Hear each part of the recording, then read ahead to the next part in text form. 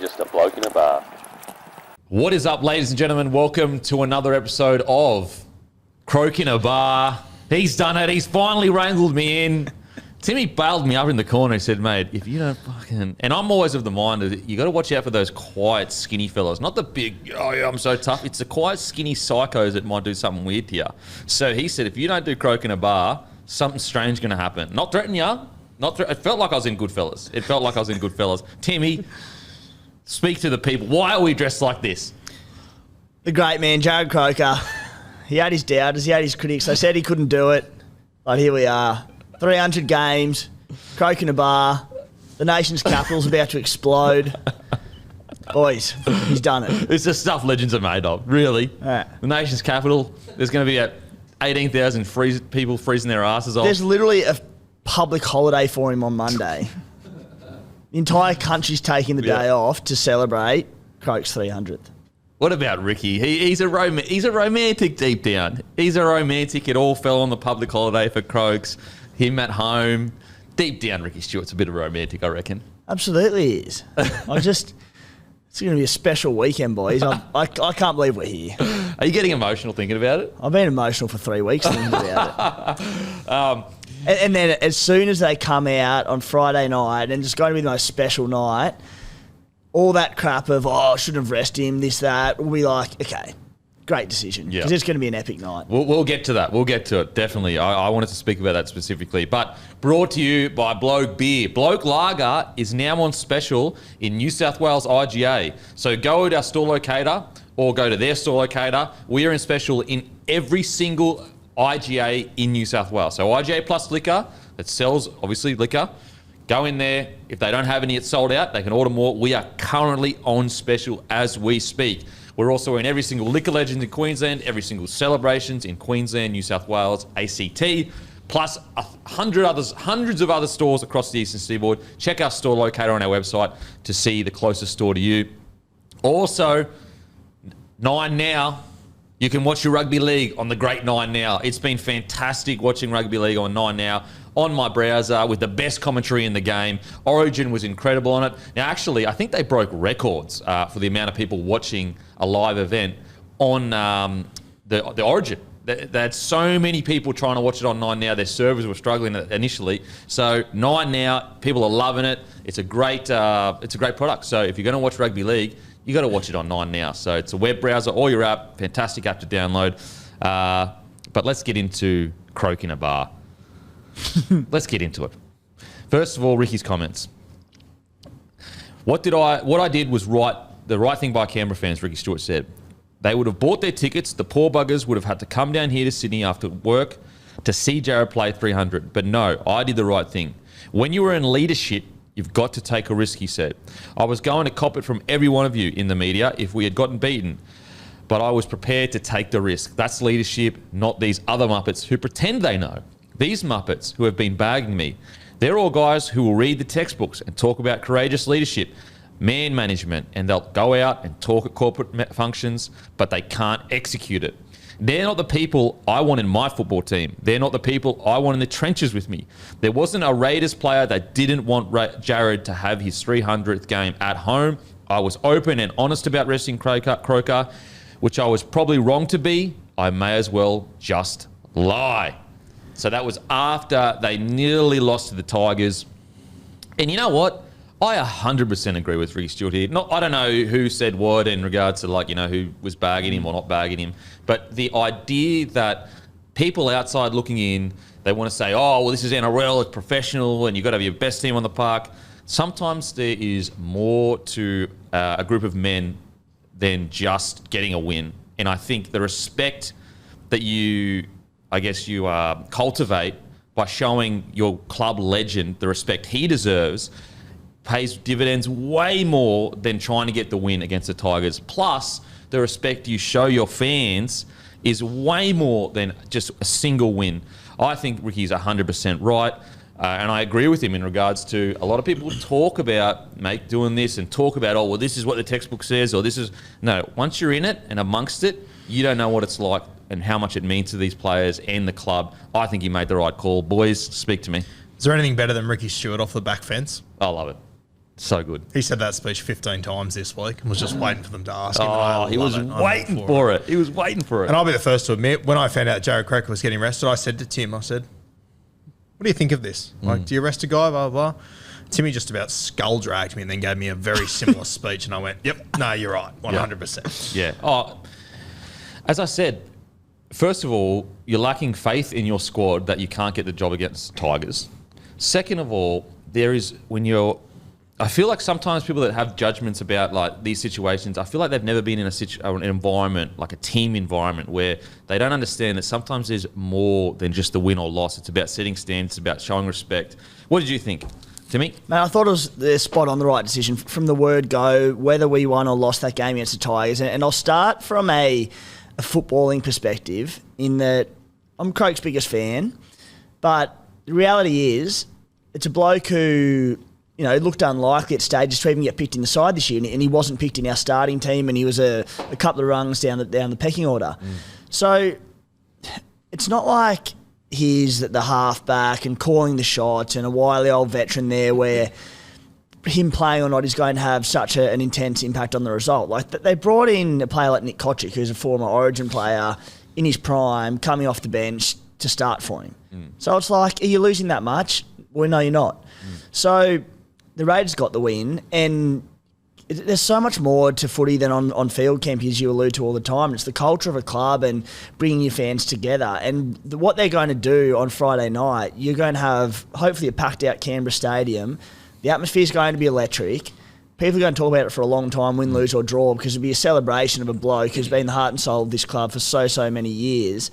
And I think, Ricky, possibly slightly dramatic with it all, but he, as he tends to do, but he's spot on with all of it. And it was such an awkward time slot as well, 6 p.m. Friday, that anyone from Canberra, not everyone can just knock off half a day early and go to get to the game. People would have missed it. There would have been a bunch of Sydney fans there. The crowd might not have been fantastic. By arresting him, they do it in Canberra. It'll be a massive crowd.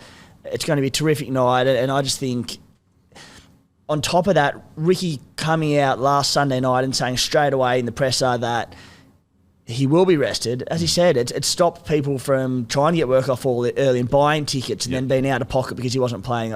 I think he's gone about it really well. I love the fact that you got an insight into his thinking, because I think a lot of the time fans think that the clubs don't really think about them. Like, they rock up, they almost expect the fans just to be there. I love the fact that they got to see Ricky Stewart. He thinks about, you going to work, you paying your hard-earned cash. He even thinks about your bloody schedule. He was like, well, most of these people work 9 to 5. They're probably not going to be able to make it up to Campbelltown, to Leichhardt. Was that Leichhardt? Campbelltown. Campbelltown, sorry. They're probably going to make it up to Campbelltown. And so, that's a lot of deep thinking about people that, Ricky's never met. But because they're Raiders fans, he cares about them that much. I loved it. As I said, the message that is going to send about respecting people that have gone before you is far stronger than any win in the NRL, outside of maybe a grand final. Now, every single young kid in that squad is going to be like, okay, this is how things are done. You show respect to people that make this jersey so proud. When you look at a jersey is just a bunch of colours together. What makes it special? It makes it special by what has been done in that jersey before you got to wear it. And by showing him this respect, you're showing the jersey respect and the history of the club respect. And it'll be a night like this on Friday that, it galvanises a playing group. It galvanises a club in terms of all the fans coming together for such a big night that, it could lift them for the back end of the season. I honestly think it's going to be that big a night down in Canberra, whereas they might have missed a golden opportunity if they did just let it be played out and play 300th in Campbelltown.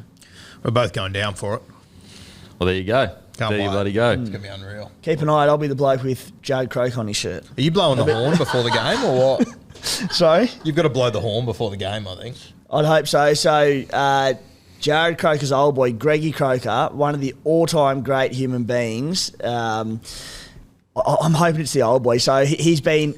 Greggy wouldn't have missed many games in Croke's 300 across his entire career, no matter where it is. He goes and travels to just about every single one of them, rain, hail, shine, sickness, anything. So I'd love to see the old boy blow the horn. I don't know what the plans are or who's going to do it, but I reckon it's the old boy. I reckon it's got Greggy written all over it. Surely. I remember I first met Jarrod Croker as the sun was rising, having a few beverages. the great Toots. I met him because I was at Josh Miller's, like, I don't know, something. Whatever reason, we got to get together. Legend. Anyway, I met him just that one time, and then would have been a couple of months later, maybe even a little bit longer than that, I asked him to come on the podcast. We're in the podcast. No one even knew what podcasting was. We're talking like 6 years ago. Like, we're talking ages ago. Now everyone's got a bloody podcast. And he was like, yep, 100%, all good. Like, I'd met the bloke once. Like, he owed me nothing. Went and sat down with him, had a chat. And then on top of that, when I first released the beer, and this is like, OGs will know, this is like 4 or 5 years ago. It was on a different, like, it was still called Bloke In A Bar, different label, everything. I asked him, hey, mate, could you like take a photo and like put it up in that? Because I hate asking that of players because I know they get punished with it. He was like, yep, 100%, no stress whatsoever. That's the kind of bloke he is. So I am stoked for Crokes. He's finally done it. Croke in a bar. I mean, look, it's a first. It's the first time Bloke in a Bar has ever been called another name. I mean, that's an honour in itself. That's almost more of an honour than 300 games, if I'm being honest. Anyway, great stuff, but let's get into some accountability. Now, there's been some controversy. Some fucking cowards don't want to include Origin as the tipping. Can we just, if you want to reveal yourselves, or no, you don't want to reveal the coward chat? It's an NRL tipping competition, mate. You can win the separate State of Origin tipping competition, but it's the NRL tipping comp. That is so New South Welshman of you. We don't Seriously. get Origin, you don't get NRL tipping. Simple as that. Now it's both of you against me, hey? Yeah. Fucking hell, you can tell it's Origin time. I think I might have got 2 from 7, so I'm more than happy to lose. We are including Origin. How dare you? Probably won't change much. Okay. Queensland defeat. The great Queensland defeat New South Wales 26. This is obviously brought to you by Sportsbet, guys, the #1 betting agency in the land. If you're going to have a punt, you do it with Sportsbet, but you do it responsibly. And remember, you win some, but you lose more. And a massive thank you to Sportsbet for supporting the platform. They've been legend partners to deal with. And we all know they've got the great features. They've got a brand new feature, Share a Bet. One button, boom, you can copy your friend's bet, your multi, whatever it is. So head over. If you're going to have a punt, you do it with Sportsbet, the best in the business. The #1 betting agency with the #1 sports podcast. It's the best partnership. But make sure to gamble responsibly. Queensland defeat New South Wales 26-18. Queensland. I went Queensland 16-12. Carrigan, man of the match. Everyone else went New South Wales. Timmy had Tedesco man of the match. That's interesting. Close. He was a man in the match. I had Carrigan. Look, personally, I thought Carrigan was man of the match. But look, it's right, yeah, you wouldn't get it. You know what? You don't get it. That's why. I was thinking about the other night. God, I reckon Pat Carrigan's going to stack up a fair whack of Origin man of the matches. Mate, just the way he plays. Go rewatch that game. He genuinely could have been. I understand why Cotter. I would have gone Cotter, Hammer, Carrigan 3. Maybe Munster 3, either or. But if you go rewatch the match, Carrigan, unbelievable. I feel like we're going to get to the end of Paddy's career and you're going to look at it and go, oh my God, he's got 5 or 6 State of Origin man of the matches. 100%. If there's not an absolute standout, you know what he's going to do every single game is going to be enough to get a man of the match award. So good. He's so good. Yeah, Cotter was huge, wasn't he? All 80 of his metres. Whereas your man Teddy, over 200. Did he still get over 200? Yes. I haven't spoken to anyone about Origin since last Wednesday. I've just washed it from the memory. All right. First game of the round. Raiders controversially defeating the Tigers. Everyone went Raiders. I went Tigers. I know rugby league. And I was robbed by a disgraceful penalty. No. I mean, look, I hate that that's the way the game ended. But it's one of those things where it's like, you just got to cop it. So, 1-1. I went Warriors. Guru went Dolphins. Timmy Warriors. Matty Warriors. The Warriors defeated the Dolphins 38. South defeat the Titans. We all went South. Broncos defeat the Sharks. Broncos. I went Broncos. Guru Sharks. Timmy Sharks. Matty Broncos. That's a good win there. Roosters defeat the Bulldogs. We all went Roosters except for Matty. He went Doggies. Cowboys defeat the Storm. Timmy went Cowboys. What a pick. We all went Storm. Moral. Panthers defeat Dragons. We all went Panthers. I had 6. Well, as in 6. So this is including Origin. This is so including Origin. You had 6. Timmy had 6. I had 5. So we leave it open to the comments, maybe. It's a draw then. It's a draw again. That's the second draw in the row. You know what, Kempy, you need a tip-in win, mate, so you can join with me this week. Just this week. You can have it. That's 2 in a row, baby. That's 2 in a row. What is so it was your Cowboys call that got you across the line. Jeez, that was a good pick. Yeah, because you missed out on Raiders and Tigers. But but I only went because remember when we were talking about it, you were like, just do it. I was like, all right, I go Tigers just to be different. Anyway, Mighty cows. I'll cop that. Kempy, you taught me not to doubt Queenslanders, mate, so I went with the cows. Yeah, well, you should keep doing that because we're the right state to get behind, that's for sure. All right, now, that was thanks to Sportsbet. Make sure, going to do it responsibly. On to the Team of the Week and Hungriest Player. Team of the Week at number 1, we have Tedesco. 2, Watani Zalesniak. 3, Zags. Zags. I was looking at the Z. Stags. Holmes. Oates at 5. Cody Walker at 6. Sean Johnson at 7. Fanor Blake, 8. Robson, 9. Fodawaker, 10. 11, Ricky. 12, Kolomatangi. 13, Isaiah Yeo. 14, Fogarty. 15, Totola. 16, Jacob Preston. 17, Hardgreaves. And Menulog's hungriest player is Sean Johnson. We've got a good one this week, boys. Sean Johnson. Use code Johnson for $10 off burger restaurants. Go into categories at the top of the app, hit burgers, and anything in there will be $10 off. He scored the first 2 tries for the Warriors, 2 line breaks, 1 line break assist, 5 tackle breaks, 27 tackles with only 1 miss. How good was it watching Sean Johnson on the weekend?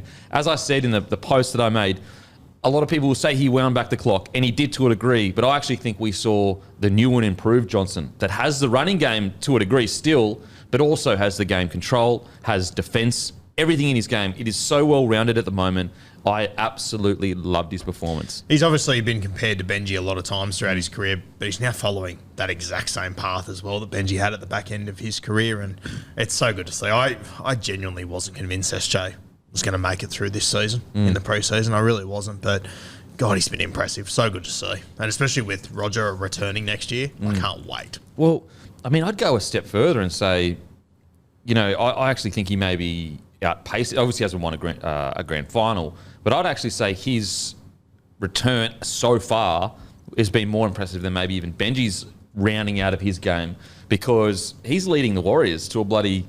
Everyone had him in the bottom 4, essentially, that's at the start fair. of this year, to maybe a top 8 finish. Now, we have to see the season end. They could completely bomb out or whatever. But I reckon if they finish in the top 8, like... That's up there. Yeah, but you're right, and you're right. Like Benji was doing that, mostly playing jersey 14 and coming in here and there and doing well. But SJ's doing it week to week to He's week. the main to week. guy. Yep, 100%. What do you think of Timmy's performance? Yeah, he's Sean good. Johnson's not Timmy's performance. He lifted, mate. SJ, like you mentioned, how his game for so long now has been well-rounded, but when he was earlier on in his career, his running game was the focal point of like his biggest strength. And it's taken... You sort of thought, like anyone, as he gets a bit older, that's going to go out of his game, and it had. And then on the weekend, he looked like he was 18 again with some of those tries. His footwork, it was such a special moment, wasn't it? Yeah.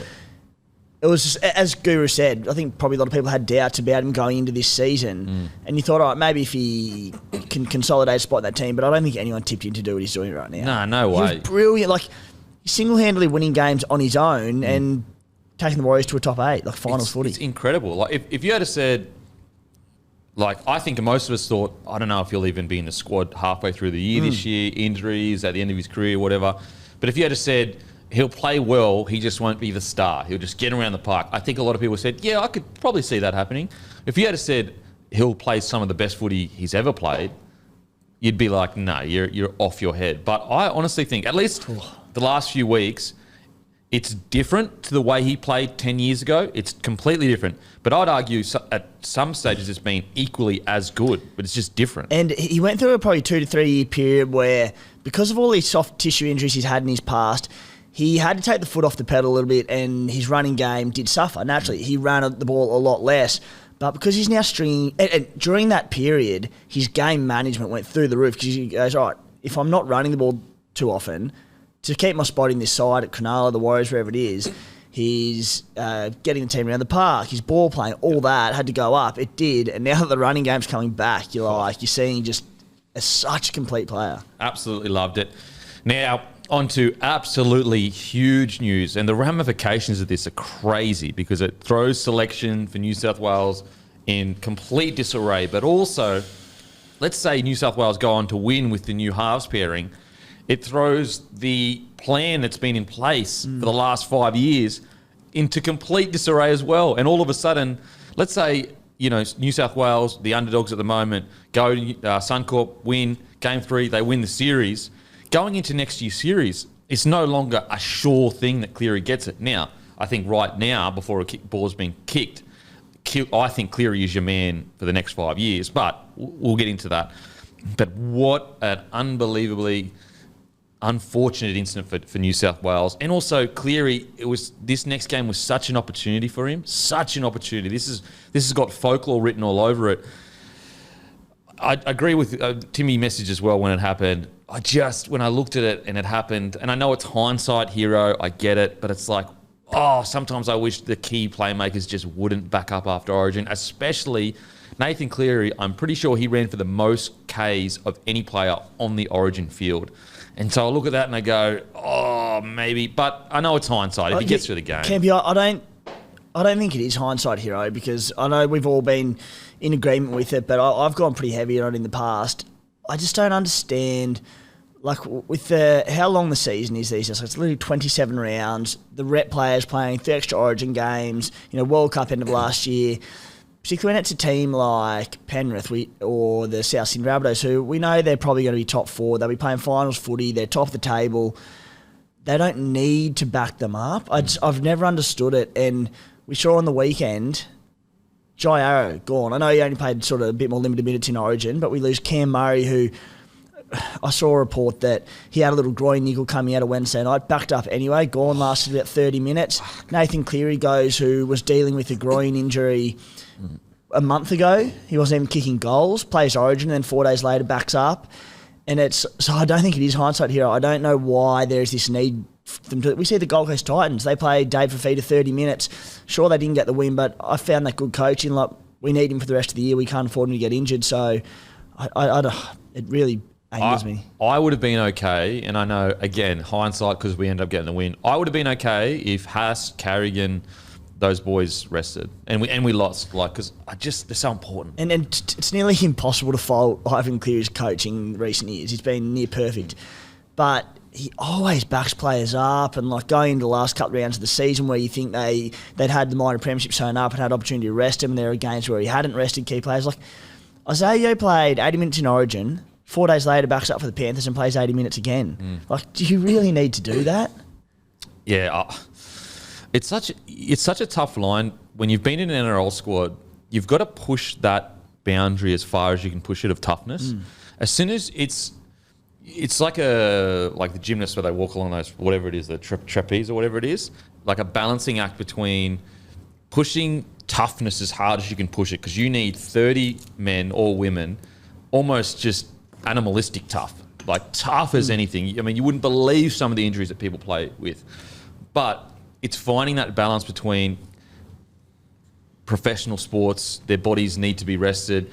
And so, if you say, we just rest our Origin players, then there might be this kind of message of, a real Origin player is an Origin player that plays after he plays on Wednesday, he plays on the weekend for his team. So I personally would always rest my key players especially if I'm a top 8 side, not even a top 8, if I'm a side that I know is probably going to be there and it would take us completely falling off a cliff, I would rest my key Origin players, especially if they're veterans. Rookies are a little bit different, I think, because they haven't got as much miles in their legs. For example, I'm okay with Reece Walsh backing up because he's in his 2nd or 3rd year. He hasn't got as much miles in his legs. But guys that have been around for ages, I probably wouldn't play. It's tough. I guess it's a hard balance for Ivan to find, because I would imagine that I pretty much know every one of those Panthers boys, they wanted to back 100% they take so much pride. Yeah, it's not in knocking the back to players. Yeah, it's more a coaching decision. Of course the players want to back up. Yeah, but you've got to thankfully Nate's injury is only 5 or 6 weeks, but if it was worse than that, that leaves Penrith's season in tatters. Well, I mean, the competition's so tight. And look, I'll stay in the 8, but the competition's so tight.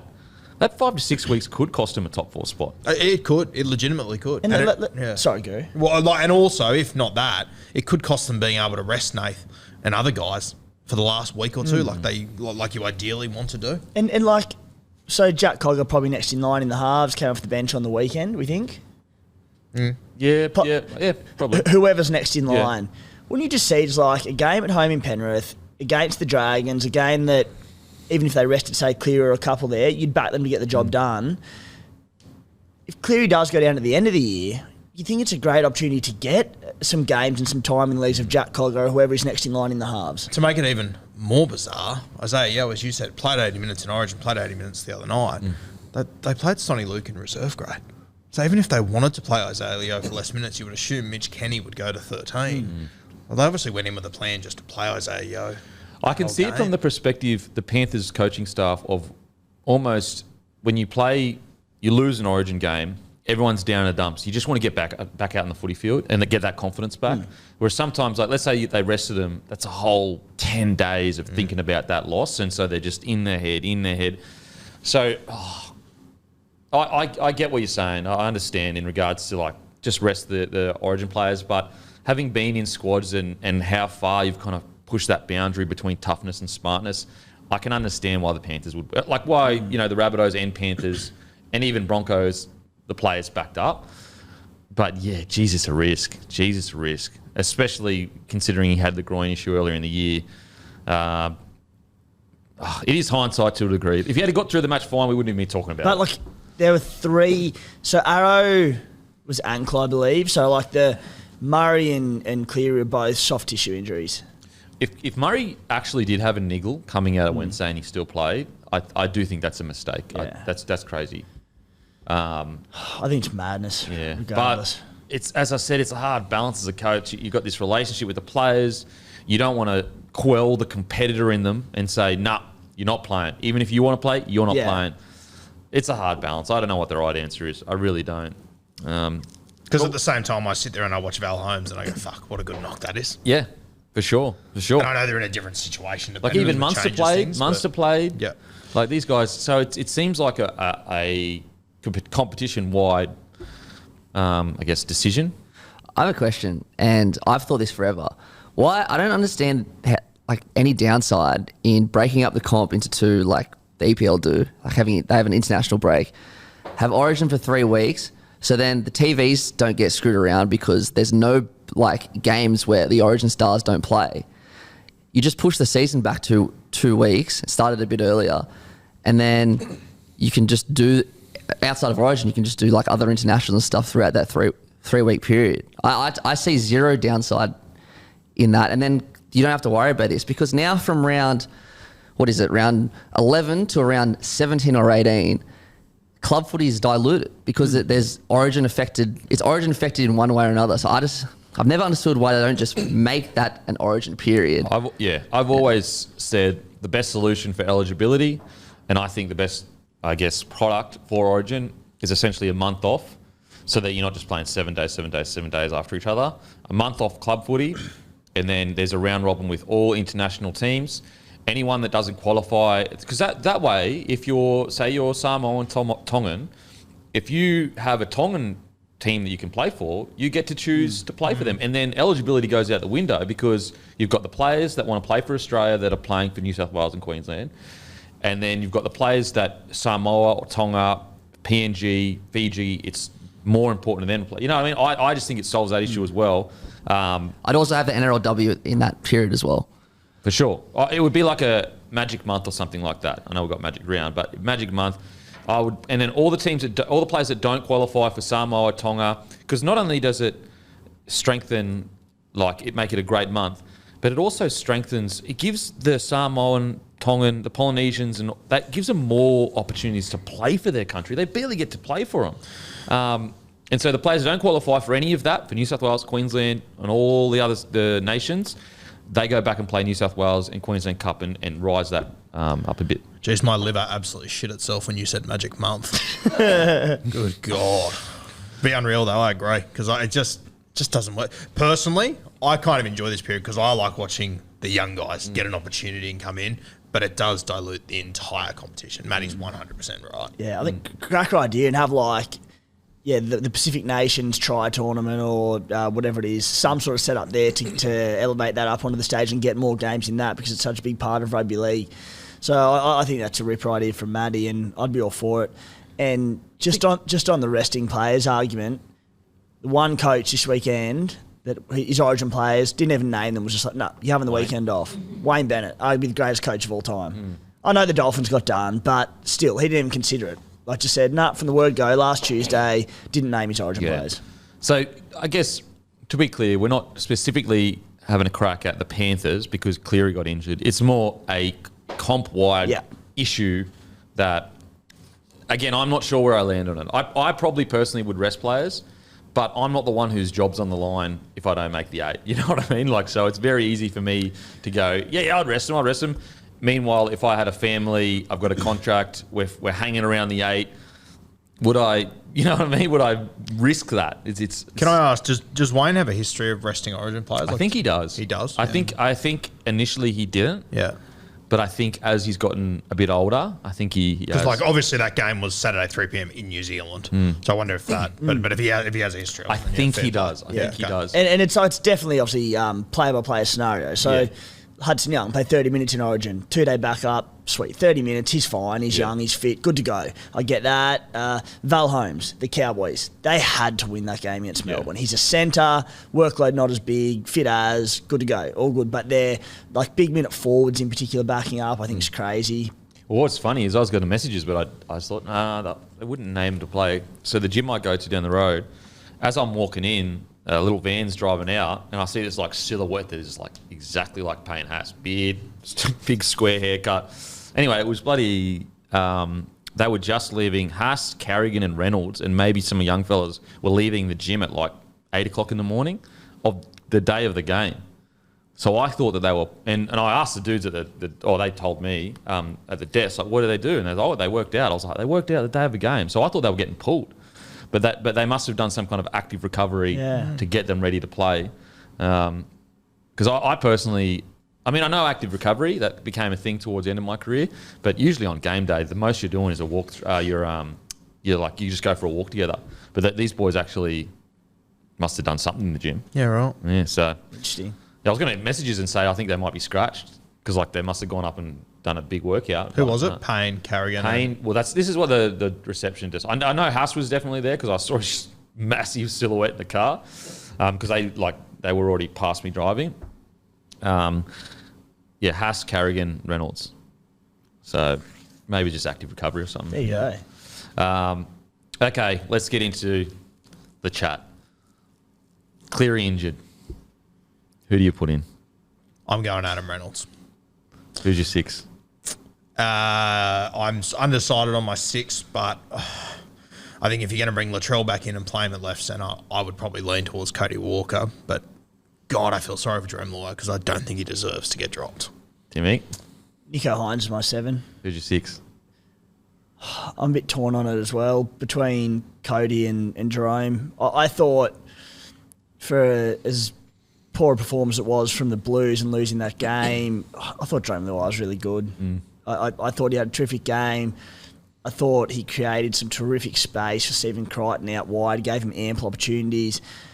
Yeah, I thought it was fantastic. So, I think it's hard by dropping Jerome Lawler off the back of game 1, but Cody's been exceptional. You know, we know that a lot of the reason that Jerome and a few of these Penrith guys were picked were because of the Penrith connection. Well, Nathan Cleary is the Penrith connection. He goes, that just changes the dynamic of that entire side. So maybe Cody Walker comes in, but yeah, certainly Nico Hines at 7. It's such a unique situation that either Critter's going to be your left centre and Jerome's going to be your left side ball player, or Cody Walker and Latrell. I think you're better off just going all in on one. Who's your 9 then? Well, same argument, isn't it? Yeah. Do you just go all in on Bunnies? Do you pick both of them? I personally don't think we can play Appy for 80 minutes again. I know it didn't go poorly, but we didn't get the very best out of Appy, which is, if I'm picking Appy, I want him to be at his crafty best. So you pick both of them. I don't know where he's at, but I said last week, I would love to see Cam McInnes picked in this side. If you're looking for a guy that can start at hooker, then be used as a middle forward, whereas I'm not convinced if Cook or Appy, you can use, I don't think you can. Cook's probably the one that you could more so, but I still wouldn't want to do it. What about Reece Robson? Yeah, I wouldn't be against Reece Robson, but if you're going to pick Reece Robson, might as well pick Damien Cook, I think. No, but Reece Robson can play that lock kind of role that Cam McInnes could. Yeah. Similar body shape to Cotter. Similar, yeah. I don't. I think I would. If I'm going to do that, I'd rather have Cam McInnes personally. Okay. The Cam McInnes is scheduled to be back in 2 weeks, so the timing might be a little bit. Yeah. We just don't have that. And Reece Robson is probably the closest guy to that, to be fair. But yeah, I don't know. Mate, it is an absolute jigsaw puzzle. The craziest puzzle in my mind is who gets selected, because if you go all in on the Rabbitohs one, you could go as far as, if Murray is good to play, you put him at 13. For the sake of this discussion, it's almost a blessing in disguise that Murray isn't available. Exactly, because then that adds another half an hour to the conversation. And so, look, I personally think I can understand people thinking Reynolds, Walker, maybe Cook over Appy, I'm not sure. But Reynolds, Walker, I can totally get. You're going into game 2, you've got no preparation. You just need two blokes that have played in huge games together. Yes, they fell short in the grand final. I get all that, but it's still a bloody grand final. They had to play big games to get there. But what has changed in a week that Nicho Hynes is not the next guy up? I personally would probably be going Nicho at 7, Cody Walker at 6. They played All-Star Indigenous together. They played fantastic together. Nicho won man of the match. Nicho, in the first half at least, absolutely tore our right side of the shreds. I know that Broncos ended up winning. Broncos ended up winning. I just think the Dally M Player of the Year, if Cleary has injuries in the future or anything, he can be your half for the next 4 to 5 years. On top of that, if Hynes goes out and kills it, he can also be your half for the next whatever years. Reynolds, mate, I'd honestly, either way, and in number 6, I definitely would go Cody Walker. And it is purely because of that connection. I feel terrible for Jerome Luai. I don't think he was absolutely one of your best. There could be arguments to be made. Well, he led Samoa to a World Cup, so why are you just saying that he's just Cleary's? I guess the only reason he's there is because of Cleary. I get that argument, but me personally, I just think you want to have players in there that have kind of played together before, and I don't know Hynes, Luai, do they complement each other? I'm not sure. On form, he shouldn't get dropped. On form, because he doesn't. I know he's a polarising player. Off the field, he's an absolute legend. Trust me. At least the experiences I've had with him, super, super nice. But it's just that combination. It's seriously just that combination. Yeah, well, if we're talking combinations, that's part of the reason why I'm going Adam Reynolds. Without a doubt. I like the call, Kemp, here of, we need to win this game, but we also need to keep an eye on the future. And let's be realistic. It'd take something pretty damn special from the Blues in game 2 and 3. Let's say Cleary does miss game 3, for Cleary not to be the starting halfback game 1 next year, really. So if Nicho does come in and kill it, he can be the halves combination with Nathan Cleary going forward and play 5'8". And I think that's the combo I wanted from game 1, ideally. So I think Nicho's the play, and I just think you've got to give the bloke the chance. Could you put Luai at 14? Because he has actually played a bit of 14. I actually think he could play 9 for a little bit, for 10 minutes or so. Bring him on, he's back up. You could, but I think Birdo's about a 14, isn't he? Birdo? So you reckon Birdo will get that 14 role?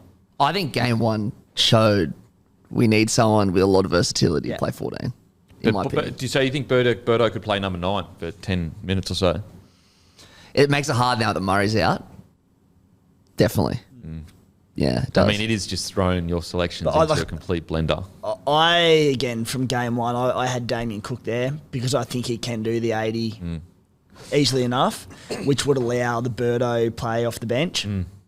Yeah, I had Cookie there game 1 too. Appy played solidly in game 1, so I feel bad for it's so bizarre that these players in these key positions that were arguably your New South Wales best now having to have their positions questioned when you're just like, oh, I feel bad for them. Like, there's a really good chance we get to game 2 and Appy, Luai, and Critter all miss selection. Yeah, and it's purely on combinations, and it's a must-win decider. You have no time, you have no second chances. It's at Suncorp. You know, are you willing to risk the fact that they have barely played together in a decider? Man, I feel bad for Luai. He stands up in a game where everyone else struggled, and then all of a sudden he has to have this pressure. If Luai was more like loved by the fans, do you think that there would be as much pressure on him to get replaced by a guy like Coach? I definitely think that people are looking at Luai as what they perceive him to be rather than his performance. 100%, without a doubt. I don't think there's any question mark there for me. As harsh as it is on Luai if he gets dropped, if the reason he gets dropped is because to put Cody Walker in that in, that's also the reason he got picked in game 1. So it's not like you can be... It's been the same consistent thinking the whole way through. So even though it is harsh. But if you go, then you go even a step further than that, and you would say, well, maybe Reynolds is the guy because of combinations. But then you look at combinations and going with this Penrith contingent the last couple of years. Well, that's served us well, hasn't it? We got done last year, and then we just got done in a game we should have iced in game 1. So it's like, well, I don't know. Is the Penrith connection the right decision? But it's hard, though, because like Penrith guys are our best players, in my opinion. And also, the last 5 series, you've won 3, lost 2, you know. And that's basically when the Penrith contingent have been there to a degree. Like, I know Luai came in a little bit later, but to a degree. Cleary has been there for the 5, the keep. When did Isaiah make his debut? 2020. 2020. So basically, the key contingent of Penrith players has been since 2020. Was it 20? Oh, because it was at the end of the year, wasn't it? Yeah. Yeah, that's interesting. Okay. So there may be a stronger argument for the Penrith situations not working at the moment because you only won 1 series. Oh, I mean, 50-50. You've won 1, lost 1. Lost 2, yeah. Oh, yeah, we're 23. Okay, so lost 2, won 1. But the one you won was a record margin. Jesus, a tough call. I will say... something I wanted to talk about from last week, and we did discuss it to a degree, but I think that, and you know, Guru, I think you discussed it as well for a different point, but I think the 8 in a row or the Queensland dynasty has completely warped people's minds as to how even Origin is. Here's some stats on some players. I know I'm damaged goods, but proceed. Peter Sterling, Origin. He's an Origin legend, Peter Sterling. Is that a fair comment? Yeah. 1 series win. Alfie Langer. Would you ever say Alfie Langer can't step up in big games? He lost 5 consecutive series. In 96 is a whitewash. Cleary is 3 series from 5 attempts. It's just like, it has warped people's minds. Origin, before that dynasty, was like tit for tat. Now, I know that there was periods where, you know, New South Wales won 3, and I get that. But if you go back before the dynasty, I think like the win rate was literally like, you know, whatever, 65 to 64 or whatever it was. It was super, super close over a long time. Can you get that up, please? What the amount of wins each state has had in total? Yeah. And don't include, obviously, before bloody, you know. Yeah. And so I just think that, like, people that are like, oh, you know, there's some people calling for Cleary to even be dropped. Some people even calling that Cleary, it's good that Cleary's injured. I just think that people have been completely warped about this idea that you should just go in and win 8 series, otherwise you're not dominant. Calling for Cleary to be dropped is dribble. That's so dumb. Yeah, ridiculous. Not sure if the last game included, but whatever. Queensland, 68 wins. New South Wales, 57 wins. Okay, so take out 8 points. Well, you know what? Take out the games. Let's go series. It's 26 to 16, so that means it would be 16 to 18 if you take out the 8. Exactly, and that's my point. That's what Origin is like tit for tat. So if you're rolling in, like Andrew Johns, 51% win rate, 5 series. When did Joey have his big moment? And we've spoken about it too. We still are waiting for Cleary to have his big Origin series. He was about 30 years old. When did Freddie have his big moment? 2004, when he was what? About 30 years old? Now, some people try to say, oh, well, Cam Munster, you know, he was 26 or so when he had his crazy moment. Well, you know, first of all, that's Cam Munster for one. And second of all, that's still around the age that Cleary is right now. My talking about having the warp perspective. This is a slightly distant example, but also a really good one. So we just finished watching the Dragons Panthers game with my girlfriend, and after the game, I had Cleary as my Supercoach captain, so I was just in a shit mood. Still coming off the back of the game 1 loss, and she's like, "Oh, it's all right, it's all right." She goes, "Yeah." I'm like, "Yeah, the Cleary injury." She goes, "Yeah, so that's bad for the." She's not a big footy fan. That's bad for the Blues and Origin, isn't it? I'm like, "Yeah, very bad for us." She goes, "Really though, like Queensland Royals probably going to win that game 1." And I just looked at her and went, I was like, "What do you mean?" And she goes, "They sort of always win, don't they?" And I had that exact argument with her. I just said, "No." I'm like, you warped because of this 8 in a row, and everyone just thinks Queensland are gods. I'm like, actually, if you look overall, it's quite even. She's like, "Okay, no need to get angry." It's the nicest ex-girlfriend you've ever had. Yeah, we had a good run. It was a point that you're alluding to, Guru, in regards, I think, to a different point with the almost trauma that this next generation of got in Origin of. They haven't seen the legends have their moments. I mean, obviously, Cleary has 1-5 now. But before that generation, basically, what was it, 14 years? Mate, I went through high school without an Origin victory. Yeah, so there's like a whole bunch of kids that they didn't get to experience, as you said, Johns, all those boys doing what they did. I'll tell you a story. In 2014, when we finally won that Origin series, I was doing teaching at the time, right? So in a cohort of teaching, there's probably, 100 females, maybe 10 males, right? And my final test for that year was the final test for that semester was the day after that Origin game, right? When we won the series. So God. I left the casino at about 8 a.m. I had the best time ever. My exam was at 10 a.m. I went to my doctor, who was a Blues fan, obviously, and he just said, "Oh, I'll write you a certificate, that's fine."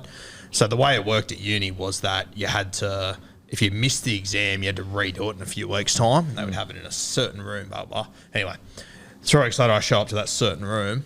Of the 10 blokes that were in my uni course, 8 of them were in that room. We all missed it because of Origin. Oh, that's great. That is so great good stuff. All in our footy shorts like, "Oh, this was worth it. This is great." You irresponsible losers. All the responsible women getting the job done, and you bloody idiots drinking yourself silly. Not a single female was in that room doing that test. It was That unreal. doesn't tell you how stupid us went. I don't know what is, but we'll do it every day of the week. 100%. So I just wanted to make that point, this idea that, unless you've got like a 60 to whatever % win rate, you're not an Origin player or this, it's completely warped. As I said, the great Joey Johns, your greatest, well, some would argue, but he's your greatest ever player in my opinion. 50, he won 5 series across his entire career. Nathan Cleary only needs to win 2 more series for him to get it. And I know he hasn't had that, 2005 moment. Plenty of time to do it. He's got about 10 years to do it. Look, Daly Cherry Evans going into this series was, I think, he'd only maybe at a 50% win rate. So just a point I wanted to make. Okay. End of story. Who you picking? I'm going Adam Reynolds. I'm going for the combination. I'm going for the best kicking game in rugby league. We've got the cattle to beat you, but we need the direction. He brings that for me. He has proven on big stages, Adam Reynolds, that he will deliver. He's the Brisbane Broncos halfback, for God's sake. I'm happy to take him to Suncorp with me. I think Nicho Hynes is a tremendous player, Dalian medalist, I get it. Finals last year, 0-2. Hasn't beaten the top 8 team this year. I think he won 3 from 11 against top 8 teams last year. I think Nicho Hynes is going to be a tremendous player, but he's in his second year at first grade. Putting him in for essentially his Origin debut as a halfback at Suncorp in a must-win game, I wouldn't be doing it. I would be going with Adam Reynolds. I understand the argument that it's stunting growth for the future. I get it. I'm here to win this Origin series. That's what I want to do. Timmy? Cookie at 9, Nicho Hynes at 7. Look, I'd probably go, as a result of having Cookie in there in particular, the Bunnies connection, and I'd probably go Cody Walker at 5'8". I feel so bad for Lil. As I said, I thought he was great in game 1. And then Cam Graham, Latrell Mitchell will be coming in at left centre, provided he's good to go, which it sounds like he will be. So that's where I'd be leaning. Yeah, when Cleary went down last night after I finished crying, I went to bed and the whole night just dreamt about the Cody Walker and Adam Reynolds coming back together. Just as a selfish South fan, it gives me goosebumps just thinking about it. I would love it so much. But I think Hines was there last game. He was the 14. He was the Dally M7 last year. I would love Adam Reynolds and Walker, but I think it should be Cody Walker at 6 because you can't. I get the combinations thing, but now that that's out the window, you can't ignore what he's done in the last, say, 5 years, but just this year, last year, he's absolutely unbelievable. Walker's my 6, Nico Hines, Dally M, he's my 7, Cook's my hooker. Cook at 9? Yeah. Man, I think if you kept Luai, I'd understand it. If you put Walker there, I personally would be going Cookie at number. I always had Cookie at number 9. Then I would be going Nico Hines at 7. I'd be going Cody Walker at 6, and obviously Latrell Mitchell. And I'd probably be trying to squeeze Campbell Graham in there somewhere. Well, that was going to be my next question. You got Latrell Mitchell left centre. We all agree, comes straight in. Stephen Crichton, really good game. Next game, do you pick Turbo to right centre? Do you move Critter over to that side, or do you give Campbell Graham an Origin debut at Suncorp? Yeah, it's mate. I don't envy Freddie here because that's a tough spot to be in. And no matter what he does, if he loses, you all say, "What was he doing?" Exactly. I was about to say. Let's all remember this moment, guys. We're all confused. We watch rugby league every day, and I understand it's his job to make the right call. I get that, but let's say Queensland come out and absolutely pump New South Wales. To pretend that this wasn't a tough call and it could have gone either way, that's what's going to happen. It's going to be like, it was obvious, you should have gone. If we go Hines, it should have been obvious you should have gone Reynolds. If we go Reynolds, obvious you should have gone Hines. Exhibit A, Tedesco gets injured a few years ago. And yeah, Pappy. Why didn't we have a guy that can only play fullback on the bench? Yeah, Pappy. It was a Pappy. Fucking serious? Yeah. Oh, man. God. So, mate, it is tough. It is tough. And I just feel so, as I said, Penrith, the couple of Penrith players, so Isaiah Yea probably didn't have the best game. Cleary, probably a bit quiet. But outside of that, Martin, Crichton, Luai were your best players last time. And so I think 2 of them may not be there. And Crichton was in our best players. Sorry? And Crichton was in our best players. Stephen Crichton? Yeah. You don't reckon? I didn't think he was that good, no. Really? Okay. Oh, you weren't on the review. Okay, walk us through that.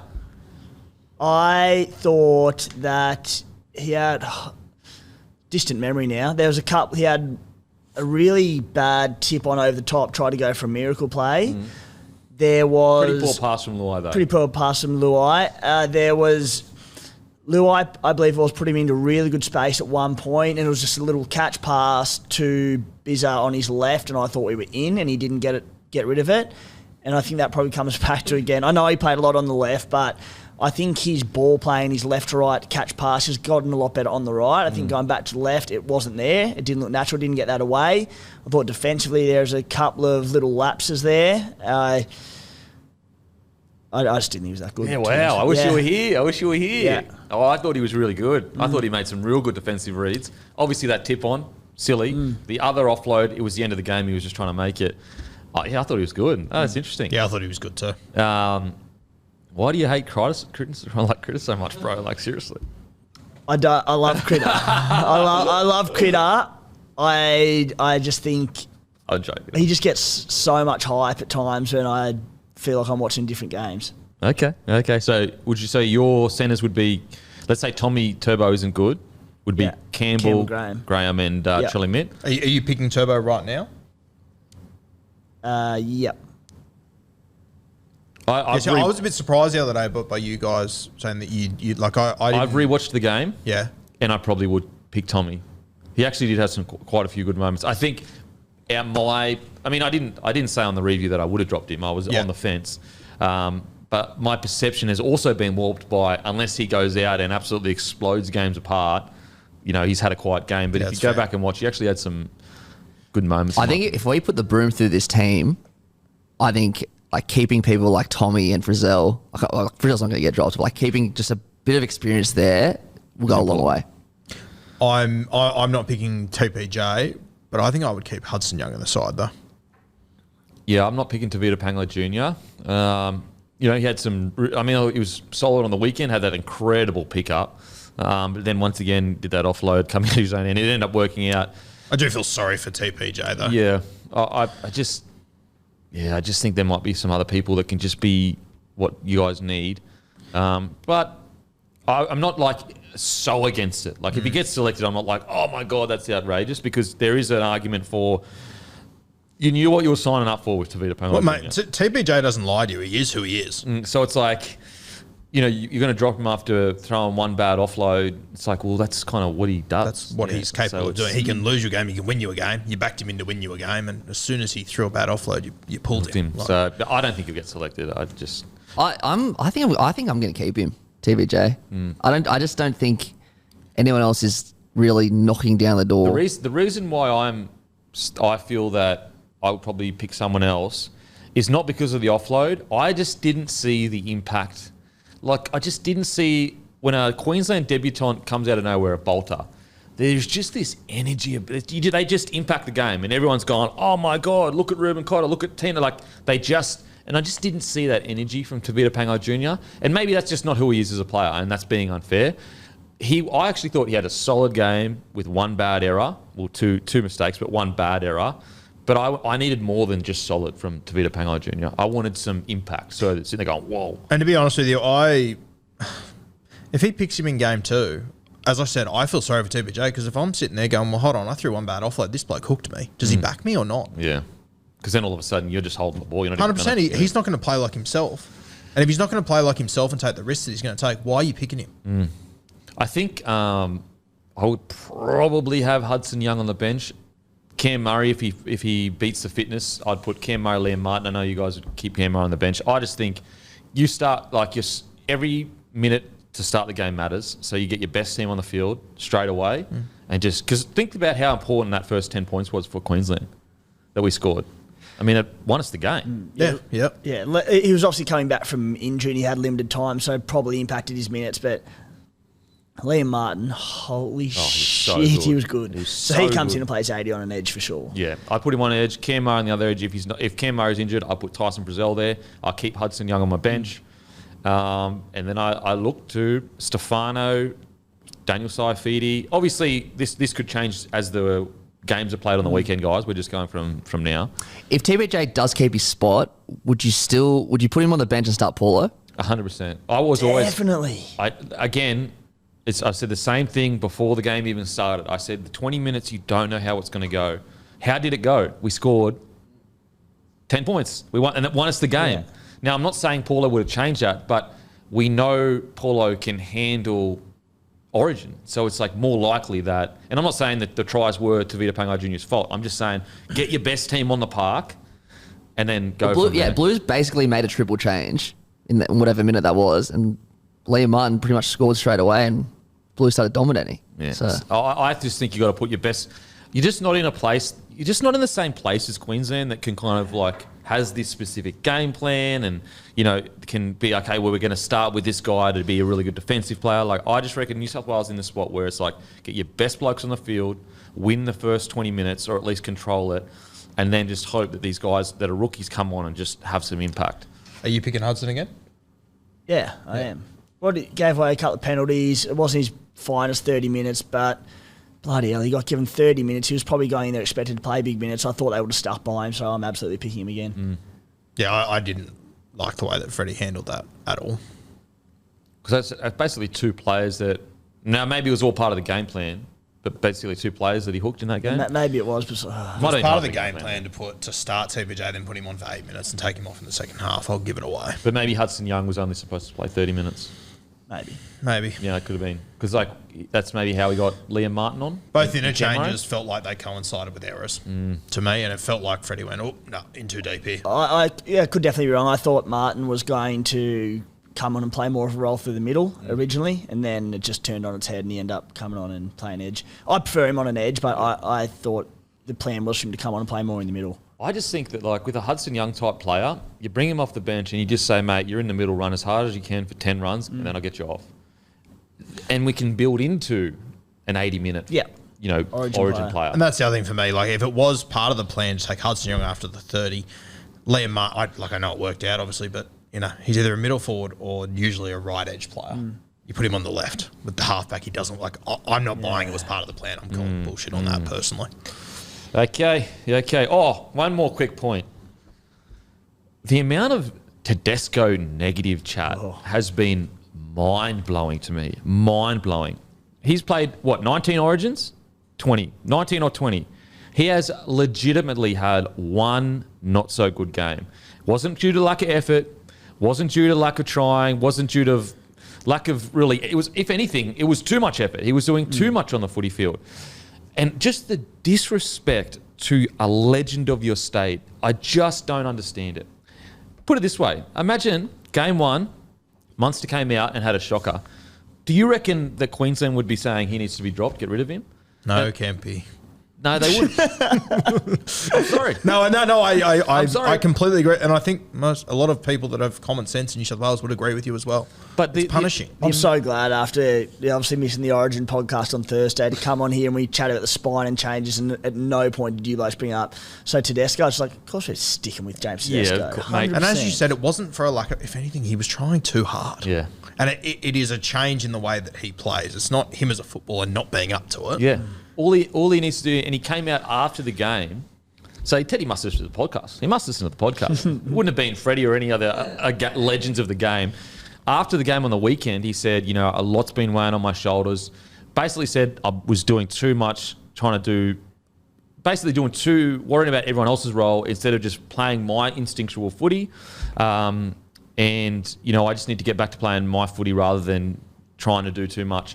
And I just think that that's why he's a champion. He could have easily fallen back on his incredible resume and gone, no, I'm not changing the way I play. I'm a Blues legend. Cleary, yes, you're in your 15th game or whatever. You are going to adapt to me. But no, as he's the captain, Teddy's the captain. He's saying, I need to adapt to Cleary and just be instinctual around there. And I just think that shows why he's such a champion and why he's been at the top of the game. So for people like calling for his head, it's like one bad game and you're calling for the captains of your state. It is just, I cannot believe it. Then 4 days later, he comes out, ducks up from Origin and gets the Roosters across the line almost single-handedly. He's unbelievable, champion. And what I loved about the performance as well is in the first 20 or so minutes, guess how many runs? So he scored 2 tries. Guess how many runs he had? 4. So 2 of them were tries. And why is that important, in my opinion? It means that he allowed the game to unfold and then injected himself, rather than immediately, I'm taking hit up after hit up after hit up. Like the 2 tries were basically set plays. So one was Cleary with a dummy and then hit him back on the inside. The other one was out the back, Joey Manu, and then he was supporting through the middle. That's what you want to see with Teddy, getting back to that support play, set plays, not just taking you... Now, every now and then he's going to need to take the one-out hit-ups. We get that for sure. When you get a quick play of the ball, just get in there. But just picking his moments, I think he did it perfectly on the weekend. All the people calling for Teddy to be dropped, if he would have scored that try that Murray Tuolungi held him up on, he'd finish with one more line break and one more try and you'd give him 8 out of 10. Yeah. Let's be honest here. So all he needs to do is just to adapt to the way... Now, what is interesting, though, is he's got to adapt to, I guess, Hines and maybe Walker. It's going to be far out. Holy shit. I will say the positive of bringing a guy like Walker in is I'm pretty sure he's older than Teddy. So even though Teddy's done way more in the game, maybe that maturity, he'll be more willing to say, Teddy, I just need you here. I need you here. Oh, man, I can't wait. Oh, there's nothing like Origin footy, baby. Let us know in the comments section what your spine would be. What do you got there, mate? Just got one more question. I think it's pretty important. If Cam Murray's ruled out, who would you replace him with? Olakau'atu, we see how he plays on the weekend. Keon Kolamatangi, obviously a front runner. Personally, the biggest concern I have about Murray and for New South Wales is you don't have a like-for-like with him. You don't have a single other player that plays the way Cam Murray does. Whereas I think that Queensland can, let's say Cotter was injured, we've got Carrigan that is a bit bigger but plays a bit similar-ish so he can fill that role. The concern I have for New South Wales is that quick play of the ball through the middle, incredible defence. I just don't see a similar-ish body type. Well, I think the closest we've got is Liam Martin. Yeah. I think we need him on an edge. And I think he's more of an edge kind of guy. Yeah. What do you reckon, Timmy? Who would you go? Yeah, it's a great question. I think Kalamatangi's a pretty good shout because another player I prefer on the edge. We've seen him play in the last 18 months, spend a bit of time in the middle for the Bunnies. He finished the game on the weekend against the Titans playing more of a middle role. So I think Kaloa Matangi's a massive shout. He's obviously just back from a lengthy injury, so played good minutes on the weekend, but let's see him get through another game. But he's a big one. I mean, you look at the other... The issue is that not only do we have a like for Murray, but there are players that will be thrown up in the air like Spencer Leniu, but we need big minutes out of them to replace Cam Murray. So who's the man to do that? Leniu could play, but he's not going to give you 50 to 60 minutes in Origin. So, I mean, Jake Trbojevic will be out a bit longer. At the moment, he's out for a bit longer. If you look at other middle forwards, maybe Dale for Nukin, but he's not. He's more of a. I know he's not like for like, but he's probably. I would feel very confident going to Suncorp with Dale in my team, just having that because Jake isn't there. I think he might just be the sort of hardened head that we maybe need. I don't mind the Cam McInnes shout.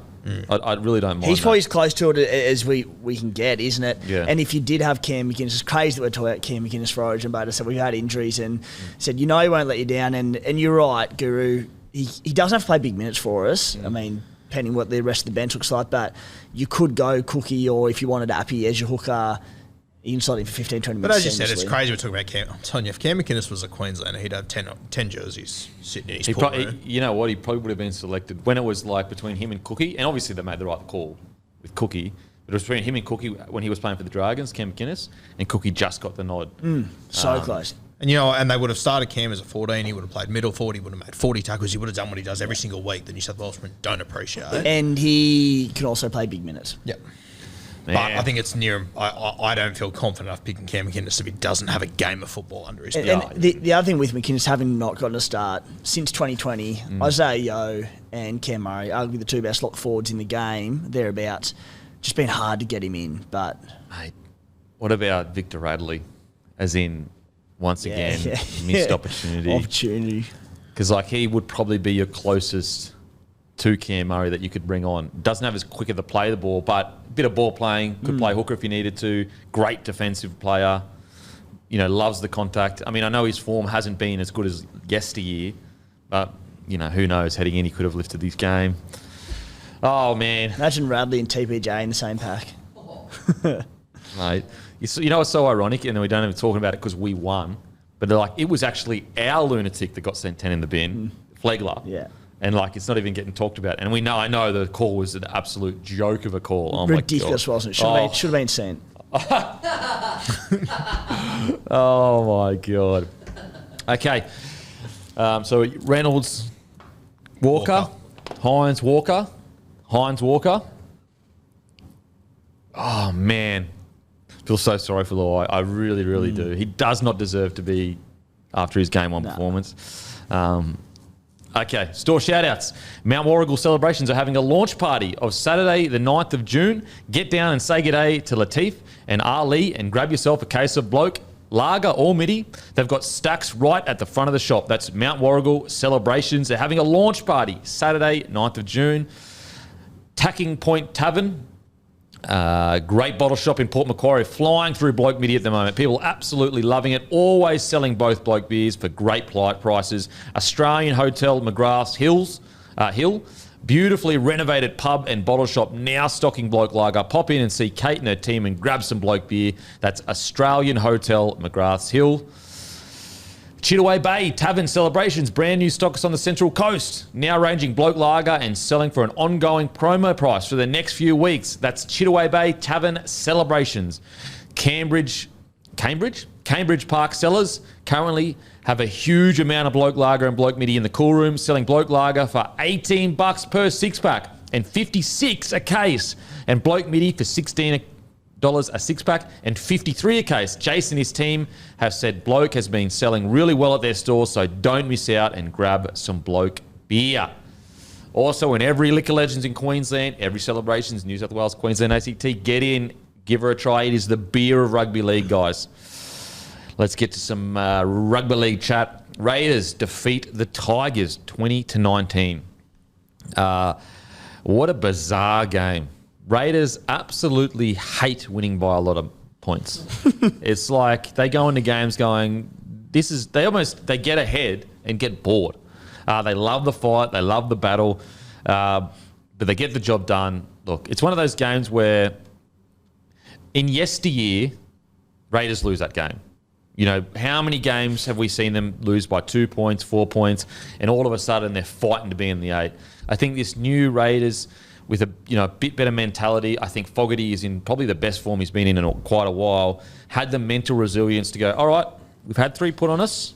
Stay calm, get field position, and we'll get the job done. Now, I understand it was a controversial call, but they still had to get themselves in the field position with a quick play of the ball to have that happen. Because if they don't get a quick play of the ball, Papali'i doesn't need to leave his feet. He charges the ball down. Tigers win the match.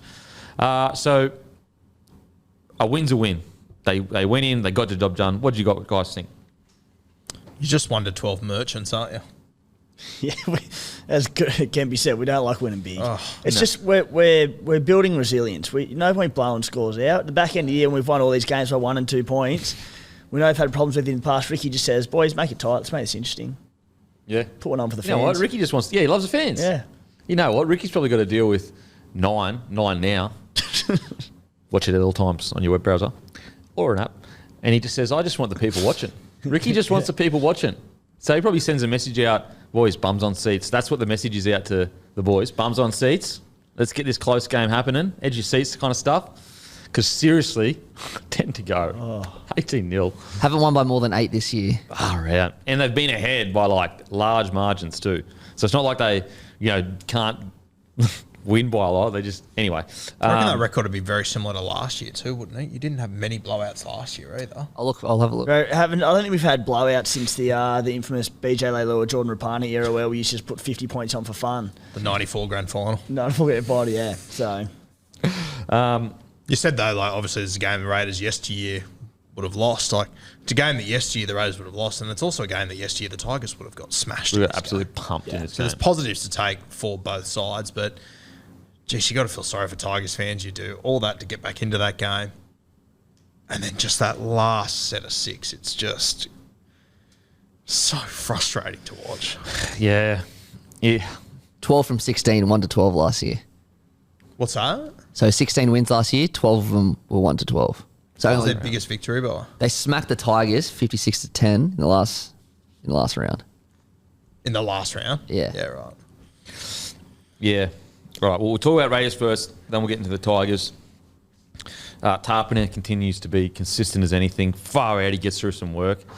He's definitely become a victim of his own consistency, because if I look down and I see Tarpana hasn't run for 140 plus metres and he hasn't made 30 tackles plus, I'm going, what a bad game. He does it every single time, constantly. It's hard to look at an individual performance outside of Jamal Fogarty, though. He was outstanding, and I just think that it was that game against Dolphins in the out country, and Fogarty kicked the field goal to win it. And I just think since that moment, it's given him a bit of confidence, because even in that game, if you remember correctly, they got down there and didn't even try to go for the field goal. And you were like, oh my God. It was chaos, yeah. What the hell is going on? And even Fogarty said after the game, I don't know what happened. Then they went back and he obviously got the field goal. Ever since then, I think Fogarty's been fantastic. And it just shows you that the more time that he gets on the field with that spine, the better he's going to be. I think as well with him, we got to the back end of last year and the Raiders went on that incredible run, and everyone, I think everyone sort of looked at it and went, oh, Joe Tapano's playing 10 more minutes and he's doing more offloads. The halfback came back into the team. He was injured. He was injured. He didn't do a this year's his first full season with Jack White, and unfortunately it's going to be his last, obviously, but I think he has had such a positive impact on the side, and I genuinely didn't think he was going to be this good. I really didn't. Yeah, it's a real disappointing fact that Jackie Whiten's not going to be there next year, because that was that was the plan for them to play together. Finally, you've got a 7 that can get Jackie where he needs to get. I thought he was outstanding. Who do you think? Who stood out for you? Yeah, Jamal was the obvious standout, and it's a really hard game to assess because look, I think Jamal probably summed it up pretty well post game when he got interviewed, and he said, "It feels like we lost, to be honest." Yeah. Because the quality, let's be fair, wasn't great. But there are positives you can take out of it from both sides, in that the Raiders kept the Tigers scoreless till the 69th minute, which is outstanding, particularly a side that had put 66 points on the game prior. So when they did concede the 3 tries, it was immediately after Tommy Starling was sent to the sin bin. Now, look, you need to have more resilience than that when you go down a man, but we were a player short, so very good defence to that point. I think it was Fogarty's boot that did it, that probably decided that game. Individual tries off the back of it. And that's where when you look at the Tigers, you go, well, they also conceded 3 tries off the boot. So you can make positives for them as well. But yeah, Jamal steered the ship. He was the man. His boot won us the game. Let me read you some stats. Tigers ran for essentially 700 more metres than the Raiders. Wow. They had 149 more post-contact metres. They had 7 line breaks to 0 against the Raiders. They had 50 tackle breaks compared to the Raiders' 18. 11 offloads to Raiders' 5. So, like, their tackle efficiency was 91%, whereas the Raiders was 83%. Missed tackles, they only missed 18. The Raiders missed 50. So when we talk about games that the Raiders should have lost, this is one of those games. But they somehow, they got the job done. I do not know. And that's your DNA. You're comfortable being uncomfortable. It's bizarre. And I think the stat that tying that again is something, Guru, that you and I had alluded to a lot through this year. The fact that we won a game with 0 line breaks, we don't have much X factor in attack. Our ball movement isn't great. We don't have that much strike, but we do have a great forward pack. And you had the stat, it would have been 5 or 6 ago now, but around offloads and the games we won and how prolifically we were offloading in that. We offloaded 5 times in this game. I know conditions weren't like amazing, a bit dewy and that, but 5 offloads all game and then also 0 line breaks. It's like, I think we just really need to continue to encourage that second phase footy off the back of Papali'i, Joe Tarpany, Corey Horsburgh. It's amazing when you think about the Canberra Raiders and obviously who your head coach is. Like, he's one of the most expansive and exciting players to ever play the game. When he was at the Raiders, it was sideline to sideline with excitement machines everywhere. And it's so funny how Ricky Stewart, he's happy to just coach the complete opposite. And that's the squad that he's built, being so forward heavy. But you think off the back of that, you strike his through the middle. Yeah. I hate to be negative Nancy, but... And no one, well, you might love Jackie White more than me. I love Jackie White. I love him as a player. Seriously, I think he is what rugby league's all about. But I just think he's struggling maybe a little bit off field with everything that's going on. I think it's really, honestly think it's broken his heart that he's had to make this call because he's not playing that. Like, he's your X factor. He's supposed to be the guy that is, and he's just really not. Like on the weekend, I think he had 7 runs. So 7 runs for 47 metres, 1 tackle break, 21 tackles, 7 misses. Sometimes Jackie can miss a few tackles because he's so aggressive, so they're actually not the same as other misses. Like, for example, you're not going to see him get steamrolled and that missed tackle, but you might see him flying in trying to jam someone and miss a tackle. But I do think he's struggling. I think it's hurting him. He's struggling to, I guess, emotionally process what is happening. I don't know. Maybe I'm reading way too far into it, but that's what it feels like to me. Yeah, I think it's fair. Yeah, there you go. Yeah, it has been great. It was just when you said all fair on Jackie White, and he's been pretty quiet last few weeks, which is a good sign that he's been quiet and a little bit off his game, but we're still winning games, and a lot of that has been off the back of Jamal stepping up big time. Interesting you say X Factor, no Seb Chris on the weekend. Xavier Savage still in reserve grade. So we brought Geordie Upana played fullback. Harley Smith-Shields was named there, but Geordie played fullback. And, Xavier couldn't get a crack. Scored 2 in New South Wales Cup, but obviously falling down the pecking order quite substantially. Massively. I was shocked at Savage because, the drama was like, oh, my God, we've lost our starting fullback and, who have we got? And he still can't fight his way back into the side. I wonder, maybe there's certain parts of his game that just need a bit... the rough... Did he play fullback in New South Wales Cup? In Trisis? 2 tries, 10 runs for 125 metres, couple of line breaks, 3 tackle breaks. He had... Did Chevy play? Chevy played on the wing. So this is obviously how it was named. So potentially Chevy played fullback if they... But this was how many metres did Chevy run for? And how many runs did he have? Chevy ran for 12 runs for 80 metres. Okay, so he must have played wing then. If he had 200 metres and... Yeah. Chevy also set up both of Xavier's tries. Interesting. I wonder... So maybe he did play fullback. Maybe he did play fullback. Yeah. Maybe you play fullback and Xavier. The only other way would be he made a line break down the edge and passed back into Savage. Yeah, I reckon Chevy. Yeah, check if Chevy did play fullback, because that would be. And to be honest with you, I did find it interesting because the Raiders, they went through so many teething problems with Xavier last year. It's strange to see them suddenly just go no. But if I was to back him one of those fullbacks, it'd be Stewart for sure for me. I've always thought Savage is a winger. I've always thought it. I think he could be one of the game's best wingers, to be honest. He's a big body, good in contact, obviously incredibly fast. He's 6'1", so he's not small in the slightest. You put muscle mass on him, not too much. Obviously, you don't want to lose his speed. I think he could be a real an X factor winger. Imagine him coming through the middle, inside balls, get him out there, get him doing 20 runs. Chevy is playing fullback, isn't he? Yeah, I think so. Yep. Yeah, thought so. I thought that might be the case. Chevy. Okay. Yeah, all right. So I wonder what the plan is with Savage then. Chevy fullback. Yeah, I wonder what the plan is with Savage then, if it is to turn him into I think he'd be a great winger. I really do. I really think that he could be one of the game's most electrifying wingers. Fox style, just elite speed on the edge. Yep. And he's quite big. He's quite a big boy. He's literally over 6 foot. So we'll see what happens there. Anyone else stand out for the Raiders for you boys? Not really. No, good mate. Now onto the Tigers. Look, it's hard to be too negative. You know, when you yes, you need to get the W. I get that. I get it. Yes, the only stat that really matters is the scoreboard.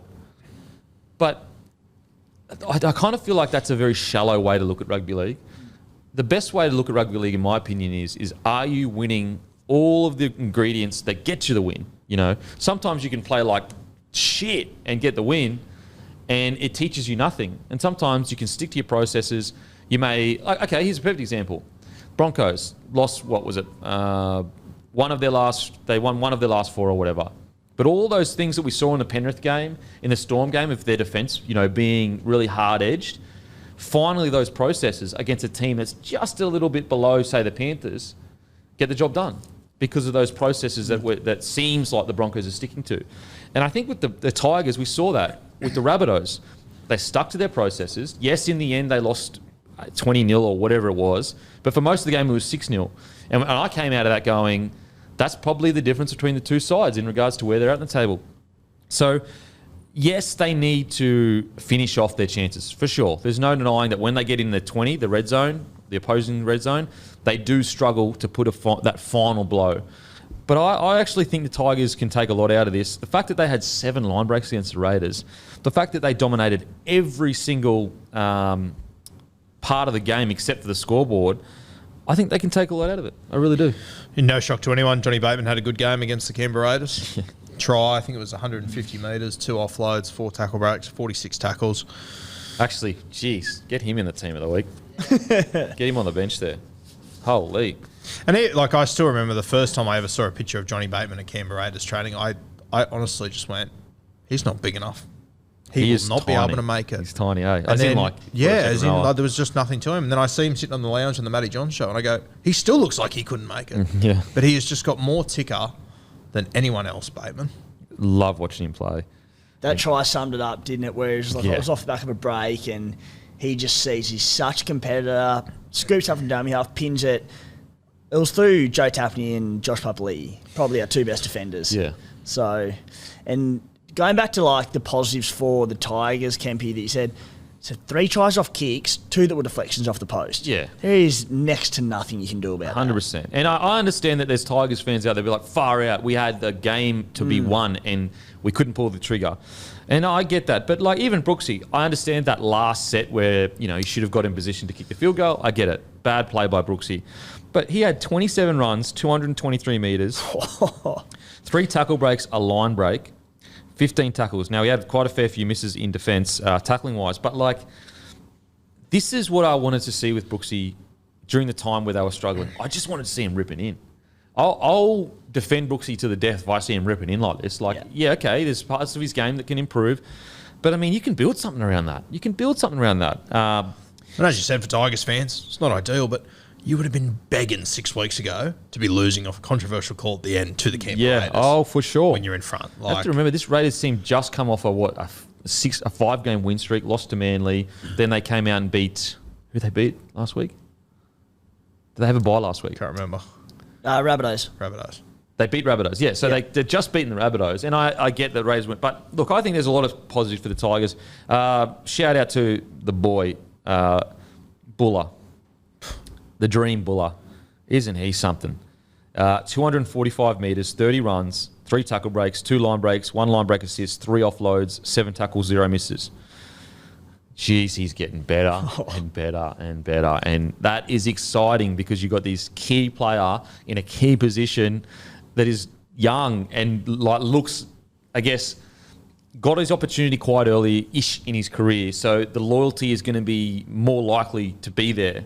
So you can see him staying at the club for at least another few years, and you can build around that as well. I'm so excited for Buller. I'm pretty sure he's eligible for Fiji, New Zealand, and also New South Wales and Australia because his family have Indigenous heritage, Fijian heritage. Plus, he was born in New Zealand and came to Australia when he was 12 or 13. So, yeah, I'm pretty sure he can pick. So there's a lot of, imagine how tough that decision is. You sit around a table and you got your Indigenous heritage, your Fiji heritage, and they're all like, "I want you to play for our country." You're like, what do I do? Yeah. He's so talented, though, isn't he? So talented. And he's got the instinctual play, all the stuff, the little things you can't teach. He's got that. There's parts of his game that you can clean up for sure, but every rookie doesn't come in complete. I'm excited. There was a young bloke who got close to making his debut for the Tigers the other night. He warmed up with them. He's a hooker. I actually spoke about it on our Supercoach show the other day. Got my mind into a pretzel and said he was a fullback. He's a hooker. De Silva, his name is, and he's carved up their junior reps coming through. Really? So, geez, if there's... if it all goes to plan and the Tigers have potentially got a homegrown gun fullback and gun hooker who's now under Appy, you can start to build something there. And just want to shout out our boy, David Clemmer, has only missed 1 tackle all year, and that was in round 3. That's almost, that might be the longest streak ever. That seriously might be the longest streak ever. He might go the rest of the year and not miss a tackle. And that's why I just couldn't believe, and maybe there was some personnel issues or whatever, I just couldn't believe the Knights got rid of him. I just think he's so good for a forward pack. Yes. Is he the explosive Payne Haas, blah, blah, blah? No. But he does a different job to him. He gets in, gets through his work, and then he gets off. You would almost have to assume there was more to that. It has to be. And then we're talking about being depleted for middles in Origin. If we're going to drop TPJ, does he come into conversation or is there just bridges burned? I don't know, why he's never seemingly in the conversation anymore. I don't either. I think, as I said, I just don't think Clemmer... You go back and you look at his stats, and I know and stats aren't everything, and there's a lot of people that say, yeah, he gets through the stats, but, they're slower play the balls and he can't... They look at all the negative sides of things, but what he does is his job every single week. Every single week. And I don't, what else, what more do you want from him? You can't expect everyone to be Glenn Lazarus or Webke or Payne Haas. I think Clemmer is a great player, and I would love to have him in my squad, to be honest. Also, while, again, I'm completely against it happening, but shout out to Appy Coruscant. 2-day backup from Origin where he played 80 minutes, 58 minutes, again at hooker. Wow. That is Herculean. That is so big. And they had the young hooker there ready to go because they were worried about how he'd go, and he still played 58. So incredible. Good. So good. Our boy Alex Twal was outstanding off the bench, in my opinion. 39 minutes, 122 metres, 12 runs, 122 metres. So he's averaging 10 metres a run. 25 tackles, 0 misses, of course. Yeah, so look, yes, okay, disappointing how it ended. Get all that. I think the Tigers are in a much better spot. And right now, I probably don't have them winning the Spoon this year. 6 weeks ago, I thought they did well to finish 17th. Yeah. It looked like carnage. Yeah. It was insane a couple of weeks ago. It looked like they were finding a way to get worse each week. Now, I don't know. I'd be interested to see what's happened inside those 4 walls. Is it, I feel like I'm seeing less and less of Tim Sheens. Yes. Yeah. And I'm not saying that as a negative towards Tim Sheens. It looks to me like Tim Sheens has potentially started the handover to Benji, which I think that takes a lot from a head coach. Well, when you look at the box, it does look like Benji is the head coach. It looks like it's all Benji. I can't... Maybe I haven't been watching close enough, but I don't really recall seeing Tim Sheens much. Yeah, look, I'm not sure, but even like Brooksy has gone from a guy that was so quiet in games to confident, running the ball 27 times. And so you'd have to say Benji had a lot to do with that. That he could just... It makes sense. Like, surely. So, mate, on to the next. Now, don't forget to get in your local, grab a case of Bloke beer, the best beer in all the land. Give our media a try. We're also in every Liquor Legends in Queensland. That's right. If you live in Queensland, go to your local Liquor Legends. Ask them to stock Bloke beer. They're probably sold out of it, so ask them to order some more in. Or Celebrations, New South Wales, Queensland, ACT. Give our beer a try. I'm telling you, it's a beautiful beer, and it is the beer of rugby league. No one loves rugby league the way we love rugby league. Now, Warriors defeat the Dolphins 30-8. Wow, what an incredible victory. I understand, people rested, whatever. I just loved this because it was at home. It's one of those victories where they've had like gritty wins at home. One of those victories where the home fans, we have to remember they went through so much in regards to that 2-year period or even 2.5 year. They just got to experience their team just dominate another team. We won this game. We don't have to stress about, the whole 80 minutes. We get to about the 60th, 70th minute. The game's in the bag. Let's enjoy this victory. The Warriors were absolutely outstanding with it. Sean Johnson, clinical. And as you said, for the Warriors fans to enjoy it at home, as you said, SJ putting on a clinic and AFB just being the alpha on the field, which I'm not a Warriors fan, but I think that's all they want. Yeah. They want SJ to put on a show. They want AFB to be, top 5 front row, which, to be fair, his form over the last few weeks, we always praise him, say he's underrated, but the last few weeks, he has been on another level. He is just, it's almost, I feel like it's like around Origin time, it's almost like pisses him off that there's all this hype around these other players. Meanwhile, he's at New Zealand carrying this forward pack into top 8 against all odds, doesn't get anywhere near the raps he deserves. And he's just... What I love about Adam Fanua-Blake's game is he's got so many weapons. Like, he can hit in defence. He can get through a mountain of work if you want. He doesn't miss many tackles. He's got a late footwork. He's got an offload. Like, he's really one of the most well-rounded front rowers in the game. And lately, he's just been doing it week in, week out. And I honestly, if I'm being honest, when he left Manly for Warriors, I was a bit concerned that it was big money contract, I know he grew up in Australia, but, gets to New Zealand, chills out, gets the big coin, and doesn't really kick on the way we thought he would. Now, he had a few injuries here or there, but I just love the fact that he's kicked on and arguably gotten even better since heading to the Warriors. I completely agree, and I would have almost put money on he was going to regress when he went there. It just the move didn't seem like a good fit to me. It seemed like he could get a big wicket at a club that needed a front rower, and he took it. And you got to remember as well that at the period that he signed was when New Zealand were playing out of Australia. So even I questioned, is he going to go back to New Zealand? Is he going to be all in there? And he's done incredibly well. And he's you've obviously got SJ who's the face, but he's not far behind AFB. And what I'm loving about this new Warriors is we're starting to get those crowd favourite cult heroes back. Watani Zalesniak. You've got obviously SJ, Adam Fanua-Blake. It's reminding me of the days of your Francis Melly or Manu when he was at his peak. I'm not saying that these are as good, but I'm just saying that those players that, for example, with Watani Zalesniak, he can have an error or two in his game, but some of the runs he takes, they're like Carmichael Hunt-esque. He just beelines it, and it gets the people on the edge of their feet. And it is, ironically, even though this is the new Warriors, they actually do reflect that kind of early 2000 hyper-aggressive, very confident, willing to throw the ball if they have to. And also, just quietly, that jersey is so sexy. It is so sexy. Mate, I'm loving it. And Luke Metcalf, he's been solid, okay, relatively quiet. He's only going to get better and better. This is a side without Tomato Martin in it.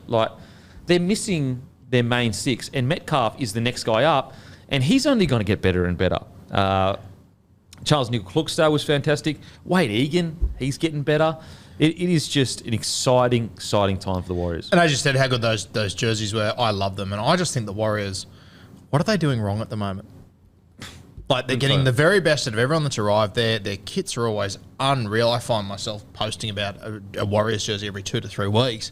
And then I just, mate, we probably appreciate it more than most, but their social media and everything, it is off the charts, the Warriors. Mate. It is unreal. And you might not think it's important now, but soon you'll realise how important it is. Oh, the next generation of fan, that's how they engage That's with it. it, Like, I remember actually, even me, like I'm older, and so I had the Morning Glory with Matty Johns, and me and Webby were going back and forth on Ben Hunt.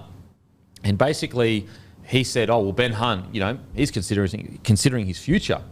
And I was like, yeah, look, I came through with Ben Hunt. There's no way that I can see him asking for an early release. He just doesn't seem like that kind of bloke. And Webby was like, no, he literally said it. It's been quoted. And like, because I don't really consume mainstream media, I just haven't seen it. And so the younger generation, they just don't really consume it the same way. They get everything off social media. So it's so important that your social media is on point. And that's coming from someone that, like, I don't read, like, I go on websites. I don't really read papers and that. Like, I read all the news, and even I miss that because a lot of it comes from social media. I'd love to know if some point the organisation, the Warriors being, you know, in New Zealand, away from everyone else, if they just thought, what can be our point of difference? Yeah.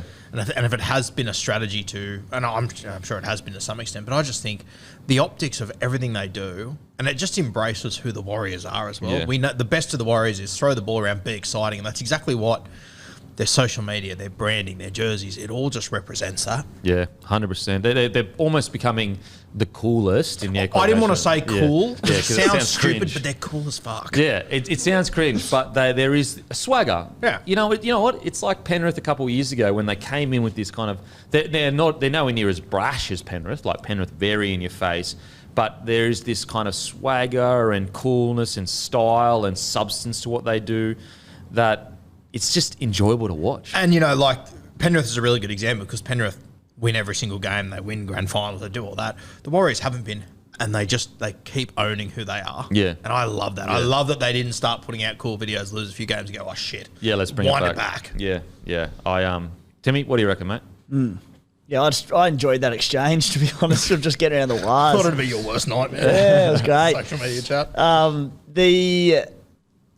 Andrew Webster's fast putting together. I've put this headgear on too tight and I'm like deafening to myself.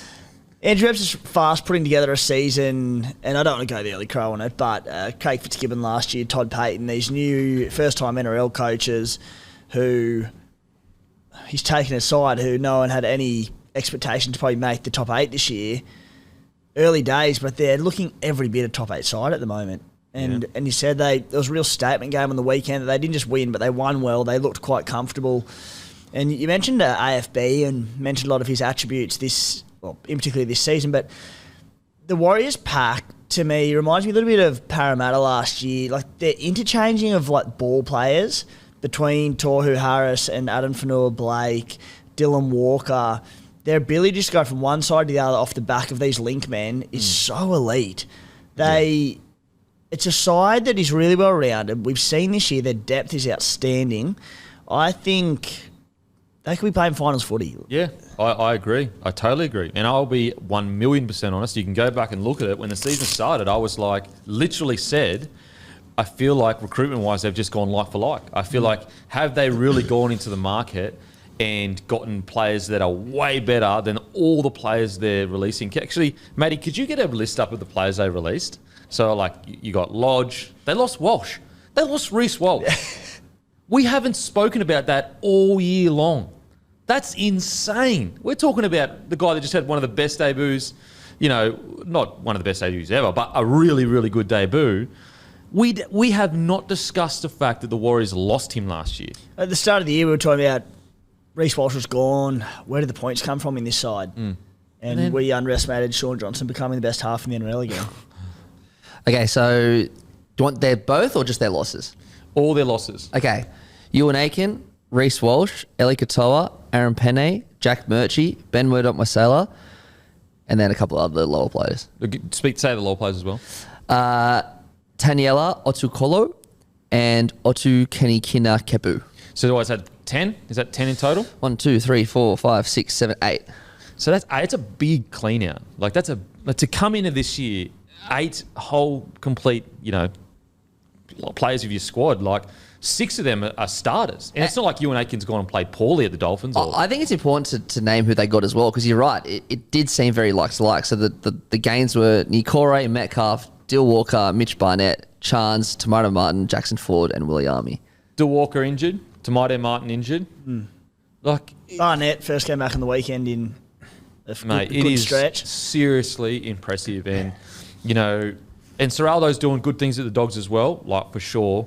But I think we're really seeing that this era of dominance with Penrith, Andrew Webster had his hands on that just as much as Serraldo did. Yeah. Just as much. And you're right, in regards to their attack, like, what I love about it is it's not just a bash and barge, like, it's a well-rounded attack. Like, they can strip you for numbers with some really slick play that is up there with some of the slickest play. Like, Sean Johnson squaring players up, it's as good as anyone in the comp at the moment, Whereas, a few years ago, you would say, he struggles to square people up because he's always looking to step or he's always looking to, run overs, whereas he's just been so good. And again, I can't express to you, like Luke Metcalf, if he hits his straps and his potential, all of a sudden it's X factor across the whole park. Tomato Martin due back potentially this week, probably after the round 16 bye.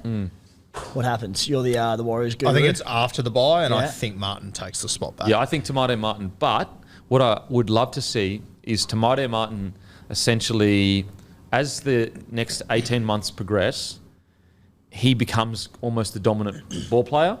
And then you can have him at 7, Metcalf at 6. Now, Tomato Martin, I don't think he's played much 7, but I actually think he's got enough footy skill to be a 7. He can be a 7. I think he can be a 7. Then you've got Volkman there as well, who's also a young gun. We've also got CHT returning next year too. Yeah. Oh, fuck, there you go. CHT. Mate, They're in a good RTS. spot. So they're coming into next year with two of us, CHT returning.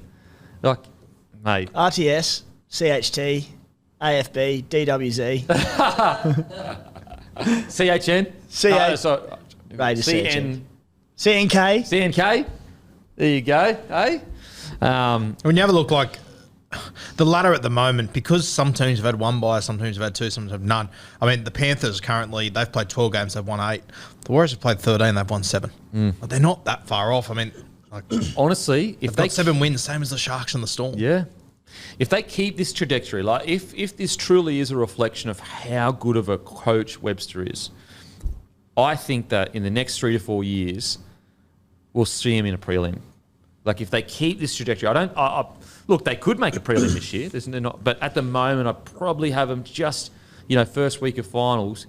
But you get a guy like Roger Tuivasa-Sheck in, you get another year with SJ that's gone incredibly. I think that they're building into something that we haven't really seen since maybe Ivan Cleary's time. It's very early. It's only half a season. But I just think it's a new look. I really think everyone's buying in. The formula is there for them to get the job to continue improving. And then when you look at their team, like Pompey is relatively young. Rocco Berry is relatively young. Montoya, I think, 25, 26. That's what I was just about to say. Like, if you said to me, could this team be around in 2 years' time? Realistically, the only one is SJ, who's going to be 34. Would you rule SJ out the way he's going out Not of playing now. at 34? Not at the moment. You'd have to So who's 31? He's still got a few more years to go. All the rest of them they're all in a real sweet spot as far as age goes. Yeah, you talk about, like, if they make the finals this season, huge result for them. And I think we're probably all relatively similar, but, if they play finals and were to get knocked out first week of finals, you'd be like, good season. I don't want to heap more pressure on his shoulder because he's defied all expectations, Sean Johnson, but if he can maintain the form that he's played in recent weeks, maybe they can go deeper. Yeah. Because I wouldn't be surprised. One of the best halves in the game his game on the weekend was brilliant. Yeah. Brilliant. Form-wise, he's one of the best 7s in the right now, form-wise. It'd be great to see, hopefully, Webby pinch a winner from Penrith at some point too. To bring over there. Yeah. Like, that'd be... Well, that's the thing, though. Like, if they make the finals this year, recruitment, and then you got Tuivasa coming back, recruitment all of a sudden becomes like, we're not just going over to get the big contract with the Warriors. Like, we're going over there because this team is building towards a premiership, maybe. Yeah. And like, you have a look at this game on the weekend. Like, Sean Johnson scored the first 2 tries. One was in the 5th minute. The other one was in the 53rd minute. The Wires went 50 minutes without scoring and didn't panic. Just thought, we'll hang in this game. Yeah. Points will come, and good God, didn't they come? And I know there's some people say, well, Dolphins are missing players. The Warriors are missing players as well. So I don't... great win for the Warriors. Really exciting times. On to the Dolphins. Obviously disappointing.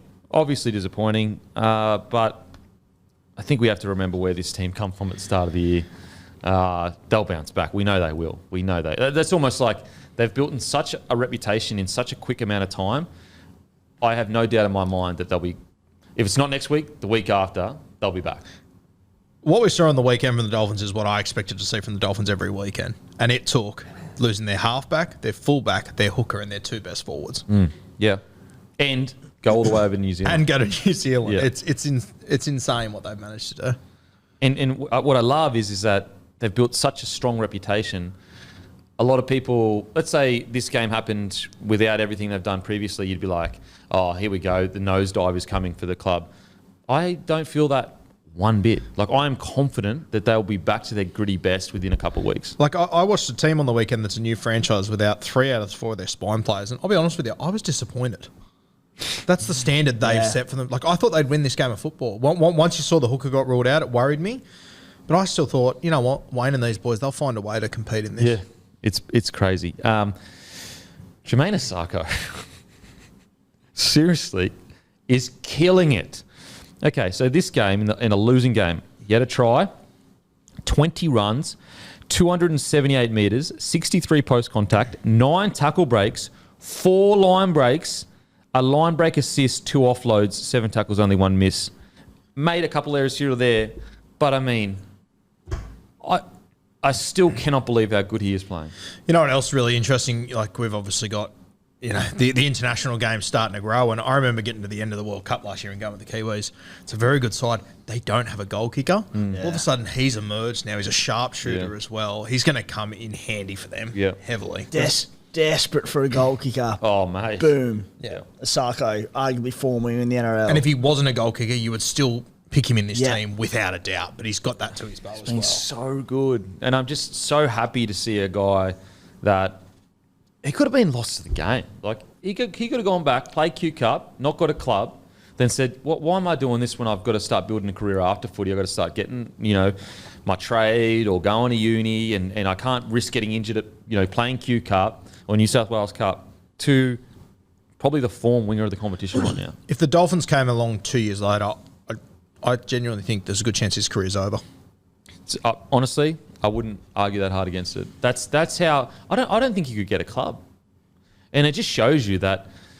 Yes, obviously, it's always the player's responsibility to play well. There's no denying that, but sometimes it isn't just the player's fault for why they're playing the way they're playing. Certain coaches sometimes hinder players' career and hinder their form, and then certain coaches get the best out of players, and I think Jermaine Asako and Wayne Bennett is that combination. Wouldn't you love to hear from Bennett say, why did you sign him?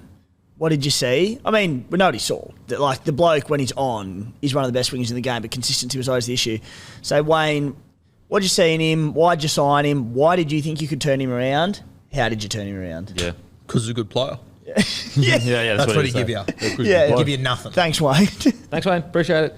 I mean, we're talking about a team that rolled out with Jarrod Wallace as their number 9. And even when they did that, I was like, they'll find a way. It'll work. It'll work. And it worked for a lot of the game. You know, they stayed in it for quite a while. So, look, in regards to suspensions, Milford, massive brain explosion. Massive. I think that's a symptom of probably him being told everything needs to be hyper-aggressive. That's how you get yourself in the game. Massive brain explosion. So I see that. The Jarrod Wallace one, 3 weeks. Maybe he has priors, and that's why it's 3 weeks. I don't know. I know it was a shoulder charge. I don't know if it's worth 3 weeks, though. Maybe he's got loading. What do you boys reckon? I tend to agree with you.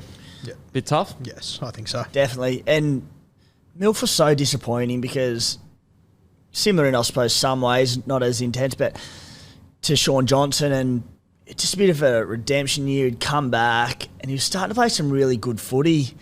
Now, look, he may not have even been there next week because Hammer comes back. They had Nikorima, who would have probably gone back to the half. So they would have had this three-way battle between Nikorima, Milf and Katoa, and one of them would have had to drop out. But I thought he was really starting to get there, Milf, and now he's rubbed out for 3 to 4 weeks. Yeah. Tough gig. Just a little cool moment in that game before we move on. Wayne Bennett hands a debut to Max Plath, who in 1990 he handed a debut to his father. That's so weird and crazy. How good is that? Yeah, that's unreal. what rugby league is all about. Okay, on to next game. Brought to you by Beers and Break Evens. Wednesday, 3 p.m. Be there or be square. Also give SC Playbook 1 a follow on Instagram. Rugby League Guru a follow on Instagram. Let's get into the Titans v. the Rabbitohs. An electric second half from the Rabbitohs. It's hard to call it a disappointing performance because they scored 46 points. But at the same time, this isn't the same Rabbitohs that we saw 4 weeks ago that had the best defence in the comp, essentially. So, look, a win's a win. We know the Titans' attack's really good. It just it's almost a game of touch, like in regards to not the physicality of it, but the scoreline. I know we'll talk South Sydney first, but the Titans at the moment, for years I watched Cronulla and I thought Cronulla just turned the game into a dogfight and you don't want to get in the gutter with them, but you do. Whoever plays the Titans, they seem to do the exact just the opposite. It's a game of tennis. Yeah, just back try and forth. for try, back and forth, and the Titans are just comfortable being there. Obviously, you can get it done here, but I thought South Sydney, Cody Walker, he's just, I know we say it every week, but his form at the moment is just incredible. Is he the best? Like, would you put him in? Now, obviously, career-wise, premierships matters. Would you put him in the top 5 best ever attacking halves? Like, take away premierships. But as in, on a game, one-off game, where you see what they can do with the ball. Well, even not like a one-off. Like if you just took, what is it, Matty? His last 5 seasons, there's some incredible record about his tries, and it's insane. Like I said from the moment I saw him, he's the closest thing to Cliffy Lyons we've ever seen. What Cody does now in such a more structured game of footy, just how naturally he sees it all and how quickly he sums everything up.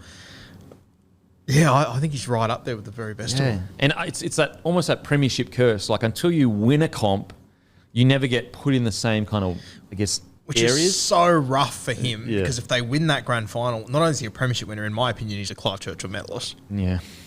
And at 33, he looks like he's getting better every game. Yeah. It's his footy smarts, his footy intelligence is just, it's on another level. That pass he threw for AJ's second it might have been, like we talk about combinations on this podcast all the time and cohesion and what that means. He gets it. He has about 0.1 of a second to catch and just fling it.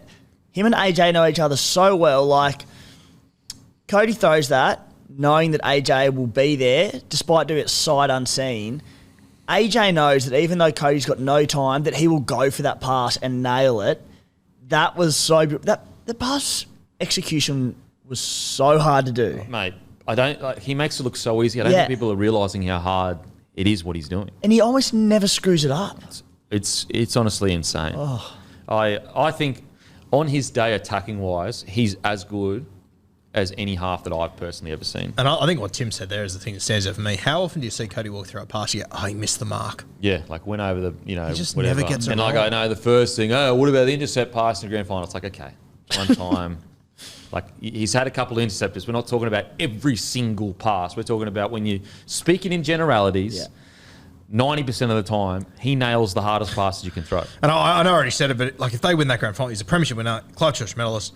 He also, in my opinion, scores probably the greatest grand final try of all time. It is seriously the most underappreciated grand final that I've personally ever seen. To do what he did to Cleary as well. Cleary, who we say defends like Joey, is a gun defender.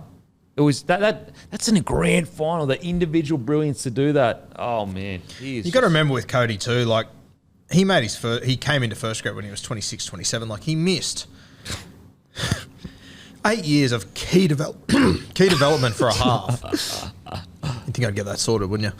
Just one an just episode. one would be great. Yeah, he gets that. He missed out on so many key development years. And has just made it all count in the back end. Like if he had a whole career and a whole highlights package, could you imagine the records? Imagine if Cody Walker came along earlier. You think AJ scored a lot of tries now? Imagine if they played together for their whole career. I'll give you something even crazier. Imagine if he didn't do his hammy in the captain's run for Melbourne Storm. Because he was going to make his debut for Melbourne Storm and he twinged his hammy the day before.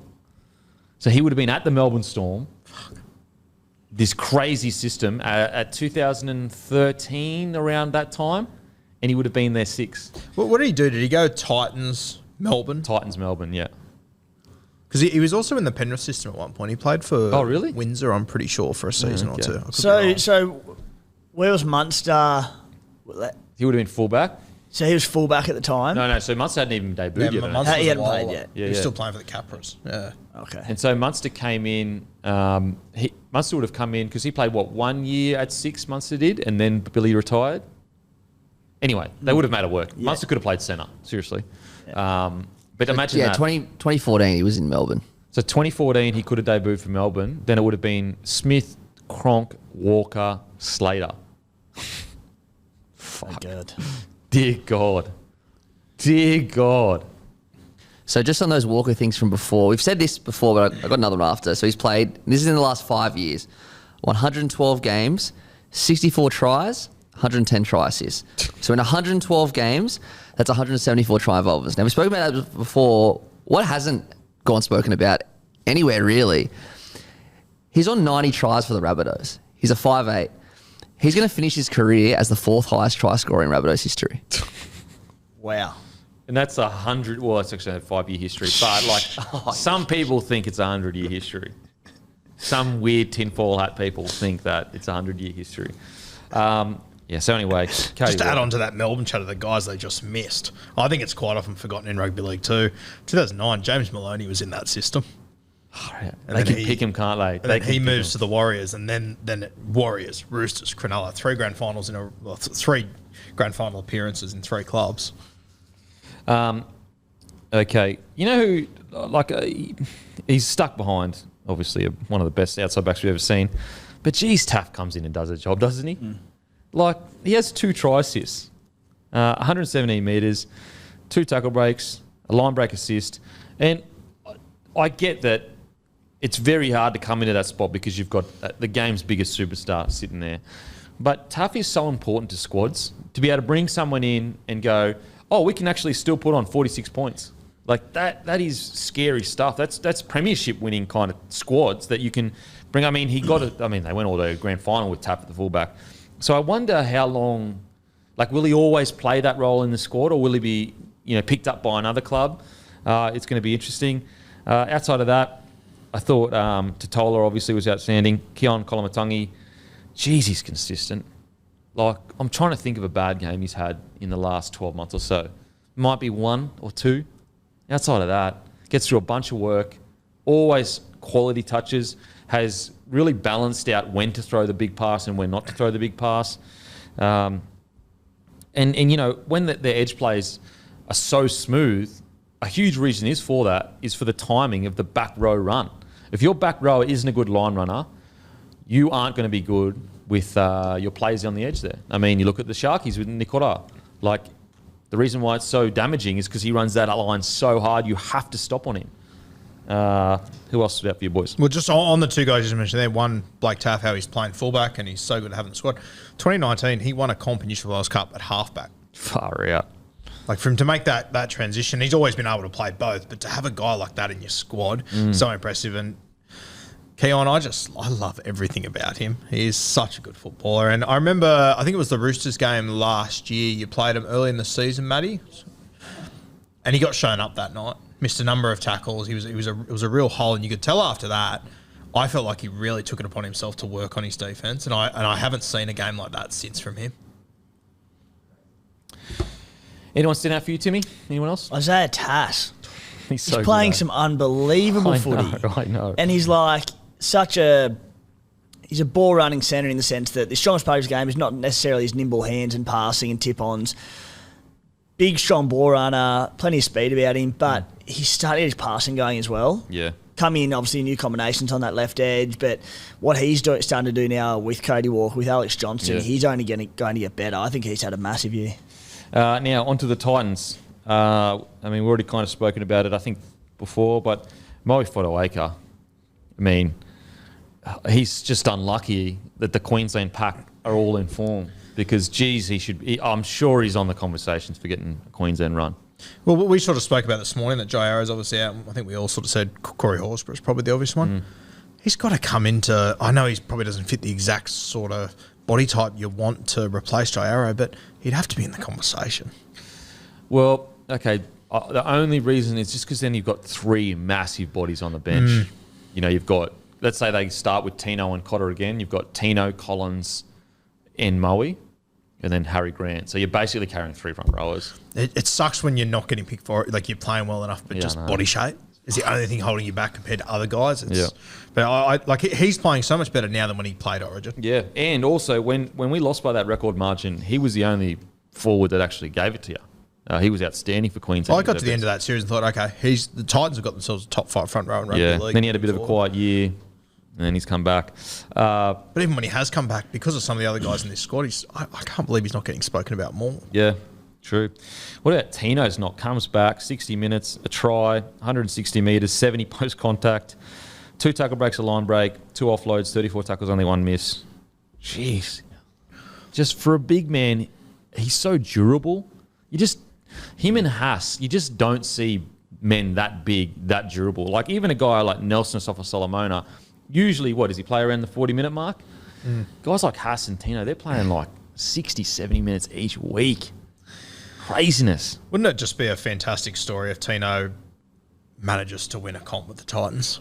Oh, mate. Like, no one would be more deserving, because I'm not sure how many guys would have stayed in this situation. He could go to anywhere. He could go to any top 14 any and club. Walk in there. Yeah. And especially for him to come from success and then come to the Titans to try and build something, but the captain from the start. And there has been very few moments throughout his reign as captain where I've gone, geez, that was a poor decision. What is he doing there? There's been 1 or 2.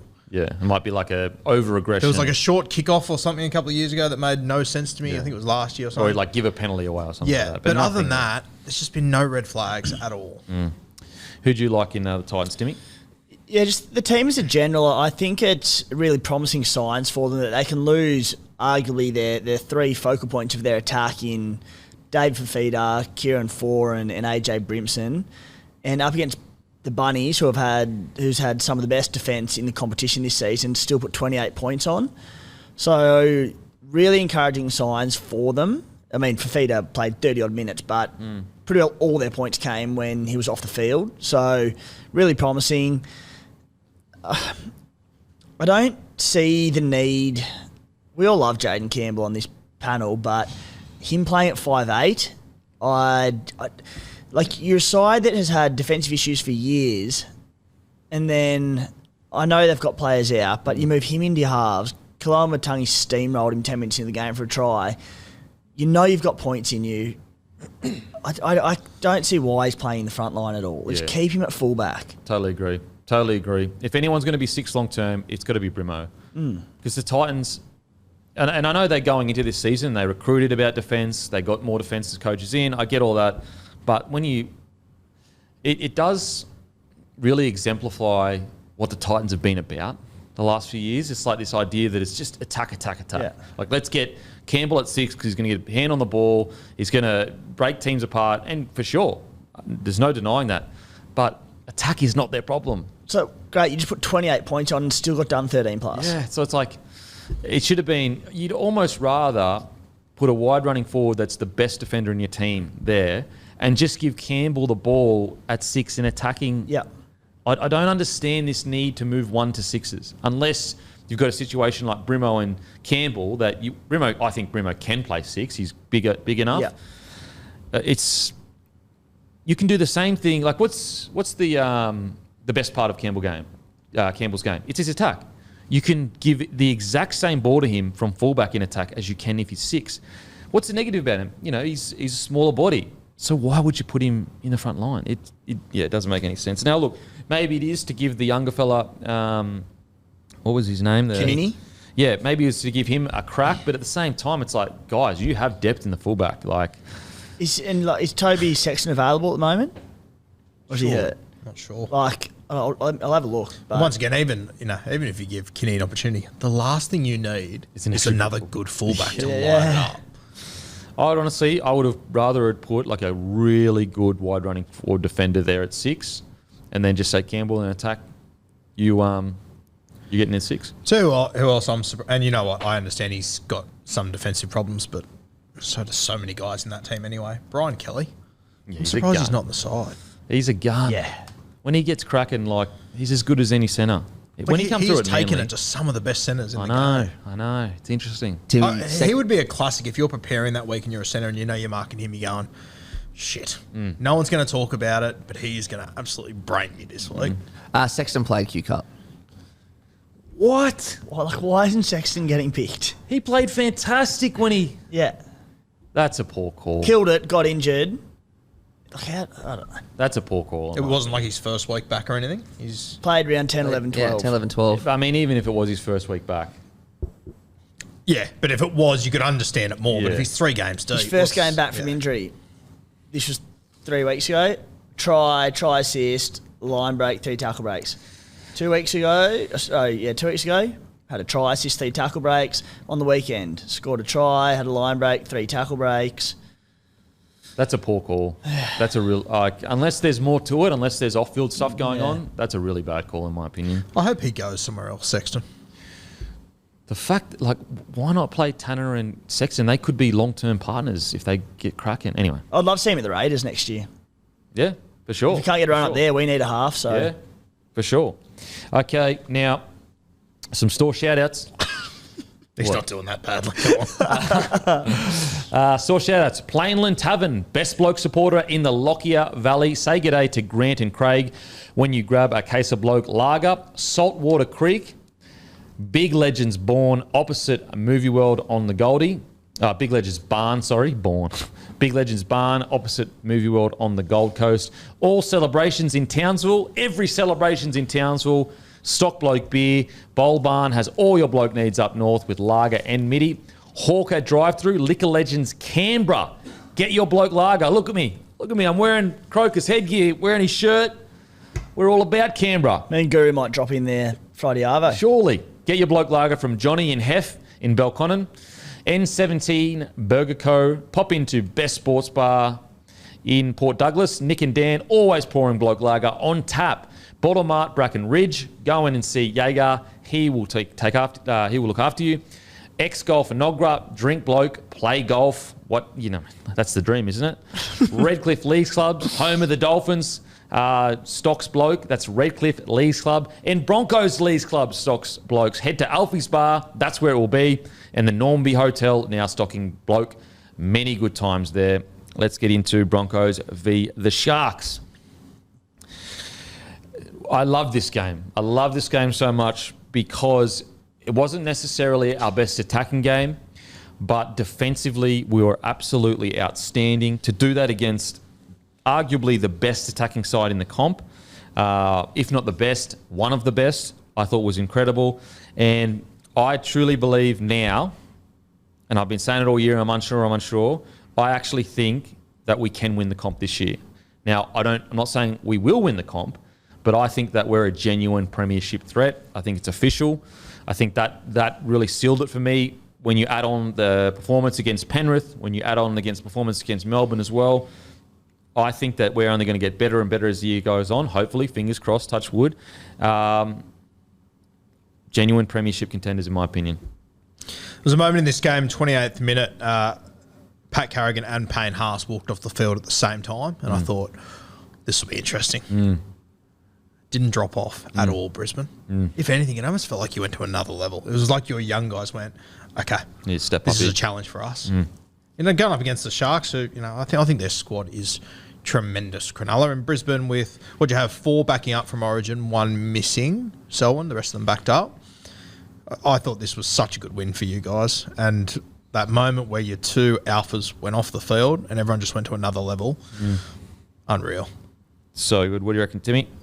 Yeah, it pains me to say, Kempy, and coming off particularly the Origin loss last week as well, tough week all round, but top of my list as well was just Brisbane can win the comp. Yeah. Like, the last 2 weeks, if that hasn't convinced you, then you got rocks in your head, because to do it last week over in NZ with a stack of players out to Origin, to back it up this week with a lot of key players coming off Origin, you have so many runs on the board this season, and you're right in contention to win the comp. If there were any doubts that anyone had, myself included, just been dispelled. Yeah. I just think the last month of footy, even though we haven't won every single game, just sowed so much ticker in the right areas. Like the attack will come. It'll like when you look at our squad now, like Selwyn Cobbo, Staggs, Oates, Farmworth, Reynolds, man, like we're talking like Flegler, Haas, Carrigan, like Billy Walters is getting better each week. Like it is, I think it's a genuine premiership contending squad. I also think that to a degree, it has to happen this year because we'll lose Flegler and Herbie Farmworth, and I think they're like so important. Now, I think we've got enough depth to be able to fill that. Maybe not as good, but fill it to a degree. I think we're primed to make a push for the premiership. It's interesting there how you said the attack will come. Like normally when you say that, it means a team is just all over the place. Like I don't even feel like your attack's poor in any way, shape or form. You can tell it has got more gears to it. Yeah, for sure. Like scary thing. If we complete it like 85%, we'll put 30 on most teams. Yeah. That's how lethal the attack is. I don't know that it does have to be this year, mate. Like you mentioned, 2 players losing. You're losing a key front rower, of course, but I think you've shown in the last 2 weeks that you've got depth to cover it, if not other players. Herbie Farmworth, of course, he's a big loss, but he's a centre. You know, like your spine's intact. You keep in Carrigan, you keep Payne Haas. So if we know one thing about Brisbane, it's they've got talent coming out the woo-ha. They'll have players come in. Jesse Arthur's played a bit of centre at the Warriors, right? Yep. So I think you'd probably have Jesse Arthur's replace. Yeah. It's more like to win a premiership, everything needs to be perfect, like everything. And I just think that like right now, this young squad, plenty of energy, it's almost an embarrassment of riches. And that's when Broncos have won comps, is when you go and look at their squads and it's literally an embarrassment of riches. And I'm not saying that we can't and build into it for sure. Not at all. I'm just saying that when you look at everything and you go, is the time right? It might be right now. Like this might be the year. Like everything is coming together. Reynolds is a year older next year as well. But Ezra Mam gets a year older. So, I don't know. I just think that they're just in a prime position to be, because like when you've got Flegler and Herbie, it's not just about them playing. It's about if we get injuries, then Arthurs comes in. Whereas like next year, if we get injuries, like let's say Arthurs or Staggs get injured, then our depth is a little bit less than what it was. And I do think like a guy like Flegler, if he gets injured, we do lose. And like next year, for example, then the next guy gets injured, then we're down the pecking order a little bit. As I said, I'm not saying that we can't. I'm just saying that like for everything to align, it seems like it's aligning for the Broncos. And it is interesting, obviously, Brisbane, they're starting to get, I'm not saying you're back to where you were in the 2000s, but that brand is starting to stand tall again. Yeah. It'd be interesting to see over the next year or two. Like, I'm sure you'll be able to snag 1 or 2 players that you probably wouldn't have been able to sign 2 years ago. Yeah, that's a really good point. Guys will start to take unders to be part of the Brisbane Broncos again, which it hasn't been that way for the last couple of years. Yeah, for sure. And I would say that you're probably stronger, like pretty much ever since that grand final, that period between then and now, I reckon you're probably stronger now than you ever have been. Well, and I think it's like because our forwards are so young. Like we've never really been, like when we've been dominant, usually, and this is just around the 2006-ish, era, and then even 2015, our forwards were a little bit older. Like I think Gillo would have been around 26, 27, maybe, Corey Parker, Hodjo, these guys are all a bit older. Whereas like right now, we've got forward pack with Haas, Carrigan, and they're like 23 years old, like they're young as anything. Ezra Mam, what's he, 20 years old? Reece Walsh, 20 years old. Selwyn Cobbo, 20 years old. Like this is a young team. And I know he was more prominent chat in the preseason, and he's almost been forgotten about. We mentioned him last week. Like imagine if Moser kicks on to be Premier 9. Yeah. And it shows you how much Billy Walters improved that we haven't really discussed that. And his Corey name Pack. hasn't been... I couldn't remember his name last week. I forgot it when I was trying to think of it. Not sure. I haven't needed to keep track of him. It hasn't mattered. Yeah, but we mentioned Tony Staggs week in, week out for many different reasons, but so similar coming into this season as Dave Fafita to me. It's like, mate, we know you've got the attack in you. Roll up the sleeves, do the hard yards. So he's never averaged more than 97 metres per game in his career, averaging 125 this year. Yeah, wow. And much like Fafita early on in the season, the attack didn't necessarily come.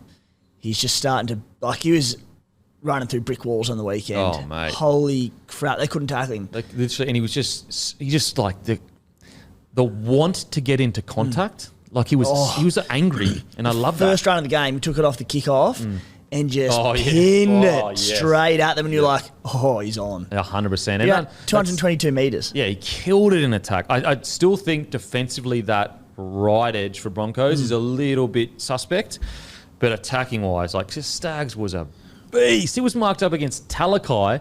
He fended him twice. He loves the Talakai match. He He loves the Talakai. It's almost oh, you think you're the big ball runner here? Let me show you how explosive I can be.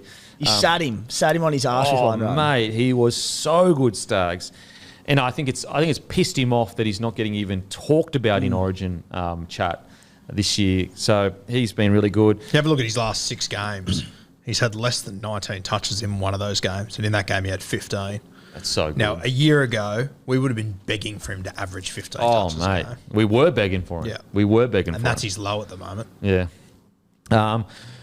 Jordan Ricky, I think he's just slowly developing into such a good wide running forward, just putting his head down, getting through the hard yards. Obviously, he had that breakaway try assist that everyone saw, and it was just so incredible to see such a big guy. If you ever wanted to see Jordan Ricky's potential in athleticism, watch that break, and Kennedy coming across and how fast he was. But just his defence, he made 39 tackles for 0 misses on the edge. In a game where we were under the pump constantly, I just think Jordan Ricky is just getting more mature, and he's a really good tail for if you're a young forward. They just may need a little bit more of an opportunity to slowly grow into the player we all know they can be.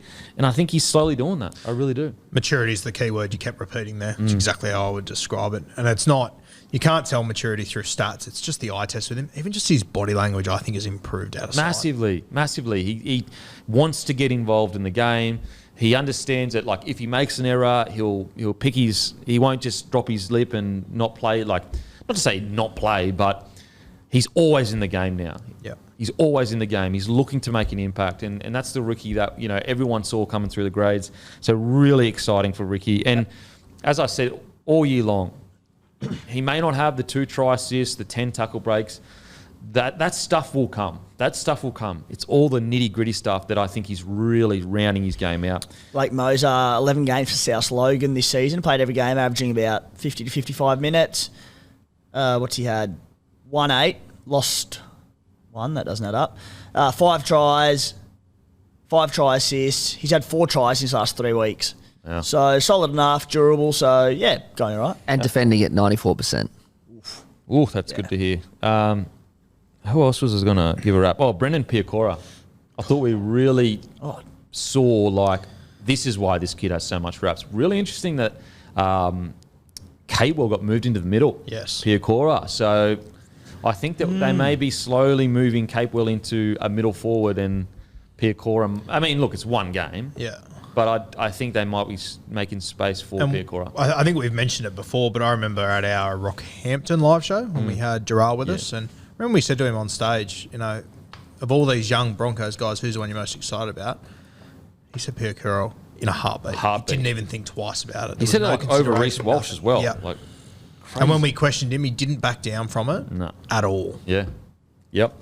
So great win from the Broncos. Now on to the Sharkies. Oh, look, it's not a devastating loss by any stretch, but geez, their completion rate and just the errors in that second half especially.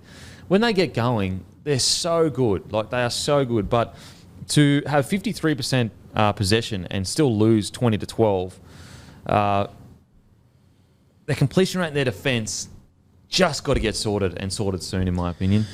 Yeah, I'm starting to get a little bit worried about the Sharks. It's not, sell the farm panic stations, but it's just the way they're going at the moment. It wouldn't surprise me if we see a similar final series to what we saw last year. I'm just not sure if they have turned the corner just yet. And there's a long way to go. They've got the squad to be able to do it. And I was very excited about them in the preseason. I thought they'd be a real smoky. But the more I watch them, the more I think, have they got what it takes? I'm not convinced yet. It's just the discipline side of things. Like, and like the defense, the fact that they've gone from one of the best defensive teams in the comp last year to this year defensively, then they're not really I guess, close to the standard that they had set themselves. They had 45 missed tackles. Yep. Like, that's not Sharks footy. Not at all. Sharks footy is gritty, and then you add on the brilliant attack that Hines is bringing. But that's where I'm starting to understand less and less what Sharks footy is. Because you don't get the same thing every single week, and it pretty much has changed since they went to the final series last year. They conceded so many points, they missed so many tackles, and that was un-Sharks football. But yeah, I just don't know what to expect from the Sharkies week to week. And yet, they lost by 8 points here. Yeah. It's not a train wreck. Not at all. But at the start of the year, I was looking at Sharks as if you said to me Broncos or Sharks by round 14, who are we going to be talking about as a genuine premiership threat? I would have thought Sharkies without a doubt. For sure. And that's the standard we're talking here. We're not talking about Sharkies making the 8. We're talking about a Sharkies team that I thought could win the comp. At the moment I'm looking at them, right now, I don't see them as a premiership threat. And that's coming from a guy that at the start of the season said they could win the comp. And it's all things when I watch them, it's all fixable things. For It's sure. not like there's a hole in their roster that they just don't have a guy that can fill that spot. The roster is fantastic. They're missing Rudolph, Cam McInnes. I think that's it from the weekend. Like, sure, great players, but you got the squad to cover it. It's, as you said, it is not alarm bells ringing and everyone panic and all that kind of stuff. But it is just like these things can get away from you if you don't fix them up in the middle of the year, right? You don't want to be chasing points at the end of the year. So, as I said, not a shocking loss at all. We're losing to a Broncos side that is just so high on confidence right now. But it's just that inconsistent style or level of rugby league that they're putting out each week that makes you go, I don't know if I can back them in just yet. What do you reckon, Timmy? Yeah, similar to you boys in that not panic stations just yet by any means, because we just said that Brisbane are genuine title contenders. So they lost to them by 8 points, but I think we were all just expecting a little bit more. There are a lot of really close try-scoring opportunities. Like Mulitalo could have had a few in this game. There are a couple others, Talakai in the corner as well at one point, that it could have been a different result very easily. Now, that is a credit to Brisbane because their scramble defence and effort was outstanding. But they weren't far off at the Sharkies, so, yeah, I wouldn't be too concerned, but I'd love to see him scrap this middle forward bench. Like, I don't know, Wade Graham sort of, anywhere from middle to edge these days, and it wouldn't have changed the result, but Connor Tracy, get him in at 14.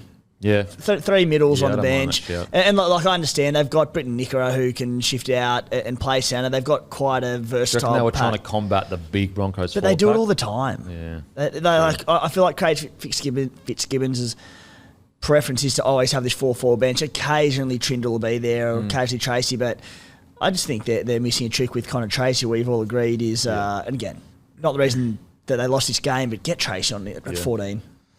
Yeah. I just need to see a little bit more from the Sharkies. Just a more consistent style of footy. You know, when we look at the Broncos last 6 weeks, they've lost like 3 or 4 games, but they've consistently showed this kind of DNA of the way they're going to play. They've got a brand of footy that's there every week. And I think the Sharkies just still trying to find their way. So they'll be in the top 8. I'd be shocked if they're not. It's just a matter of will they be in the top 4. That's the question I have at the moment. Big game this weekend. They take on the Melbourne Storm at Amy Park. 2 teams coming off losses that I think they'd be pretty disappointed with. Huge game. Huge. I mean, especially Storm coming off that loss. Okay. Especially with Nico Hines playing for an Origin 7 jersey against Cam Munster. It's going to be a cracker. That's going to be a belter of a game, Great isn't it? game. Okay, on to Roosters v. the Bulldogs.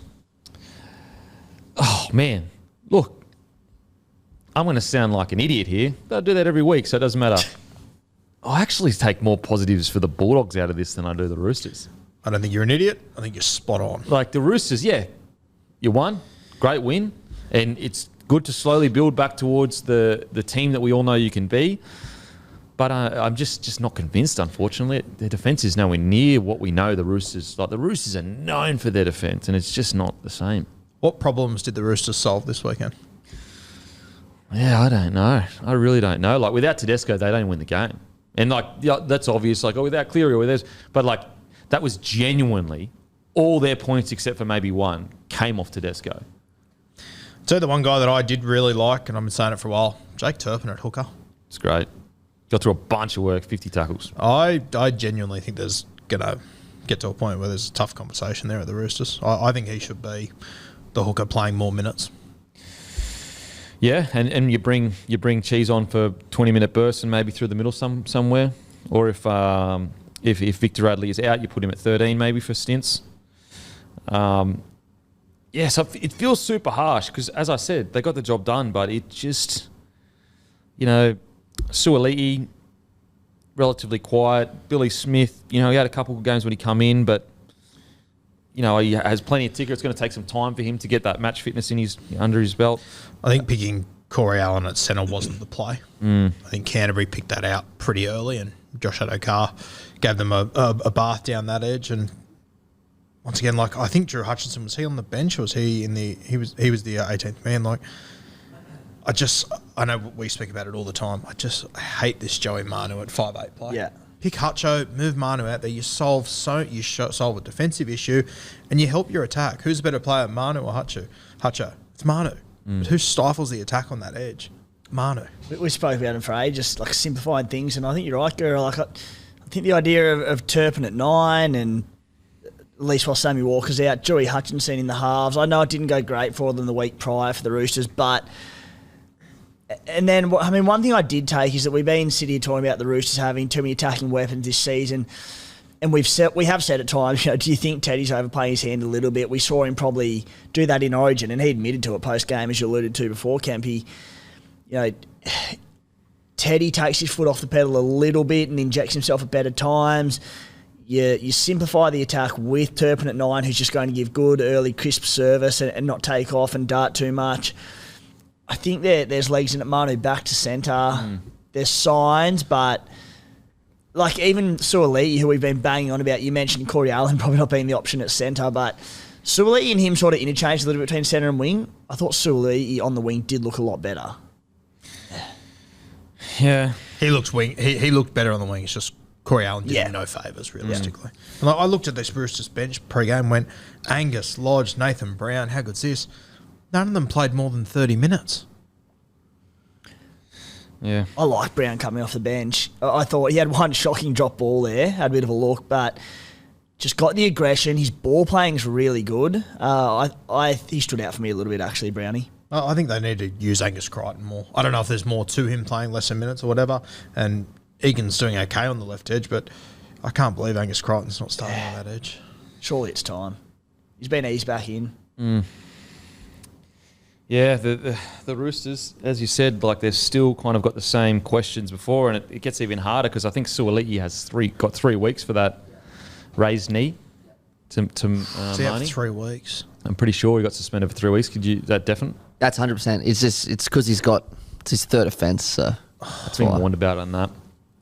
Oh, how do you feel? Do you remember when it happened?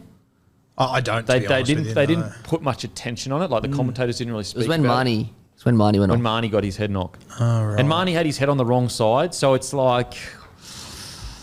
he did raise his knee though. He did raise his knee, so Marnie's head was quite low, but he still did raise his knee. So they'll be out him for 3 weeks. So they're in a.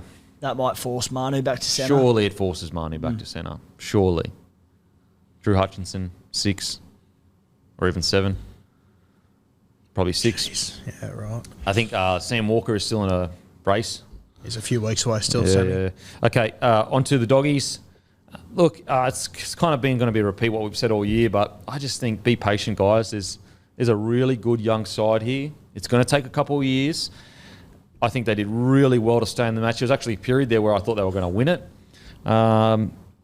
Yeah, I think they did solid performance, to be honest, from the Bulldogs for where they're at as a club. What did you boys think? If you were to give me a million guesses in the preseason who would be their back rowers in round 14, the bingo card of Ockenbaugh and Preston, I wouldn't have had a hope in hell. I think what they're doing is fantastic, Canterbury. I also thought they had a couple of harsh calls against them. I thought there was a few moments where they got very unlucky that could have turned this game on its head, and they lost Reid Marnie, who's one of their key players. And they stayed in the game. They hung in. Yeah. And you know what? The Roosters aren't, setting the world alight or whatever, but they're still a good footy team of stars. Yeah. Canterbury missing so many players and with so many I understand why Matt Burton's playing halfback, but I think we all agree he's not a halfback. He's doing a good job there, but he's not a halfback. They're trying to ease Carl in. Doing a lot of good things, Canterbury. I think that they've had a lot of decisions and a lot of injuries and sort of stuff that's gone against them. So as boring as it is to say, I completely agree with you, Kempy. You just got to be patient. You just got to hang in there, Canterbury fans. Yeah. It will turn. Positive was Tavita Pangai Jr. came back and, ripped in. 191 metres, 60 post contact, tackle break, an offload, 21 tackles, only 1 miss, and 0 errors.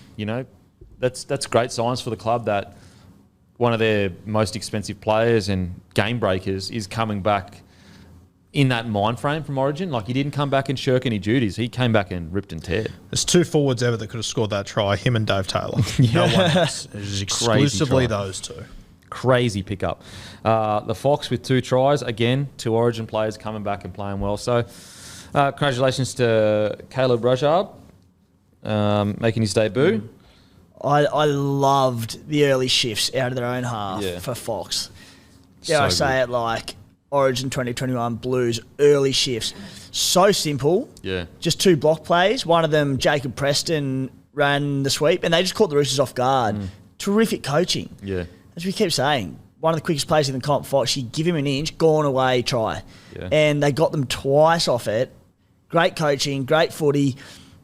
I want to see the Blues do more of that in Origin too. That being said, I'm not stupid. Different arena. Yeah. Queensland's defensive intensity. It's not that easy, but we've had so much success with it in the past, and it's so good from Serraldo to say, boys, catch them off guard, get them early.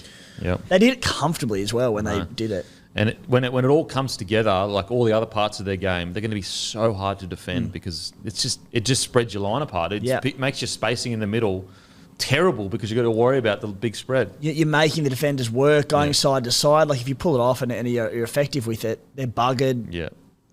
Marnie's going to miss the game. Cole Flanagan's played the last 5 games at hooker at New South Wales Cup, so it looks like Flanagan's going to be their hooker this week. Interesting.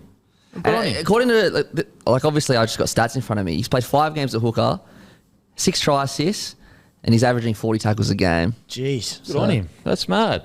I hope he earns a 14 jersey or something so that Marnie can have a break every now and then. The kid that did debut, Rajab, I really like him. Yeah, we didn't get to see a stack of him in this game, but he's a very, very talented kid.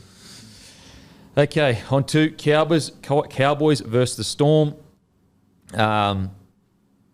Massive win for the Cowboys. So important in their season. Like it was do or die for them. Do or die. They needed this big win over a top tier side.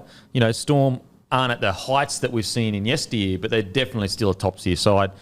And I think that a lot of the Cowboys, the Queensland players that came back into that Cowboys side, a lot of that, it just rubbed off on them, I think. It really looked like that kind of winning mentality rubbed off on them. Now, defensively, still some issues, but in attack, they just look like a totally different side. It's way more energetic, into contact. Great win for the Cowboys. As per my 4-hour tantrum last Monday, I was pretty upset when the Blues lost, but God, I was upset when Timmy sent that text. I tipped the Cowboys. I just thought, are you joking? Because I thought you were taking the mickey to a degree. You're like, something like, who in the world would have tipped the Cowboys? I'm like, please. Mate, we've already established you are the office person of tipping. We get it. You don't get rugby league. That's why you tip the Cowboys. Yeah, you'd put your tips in on Sunday and the away teams that happen to win the first 4 games of the week anyway. You'd get around. Absolutely. But yeah, the Cows, I don't know. Yeah. I have no idea.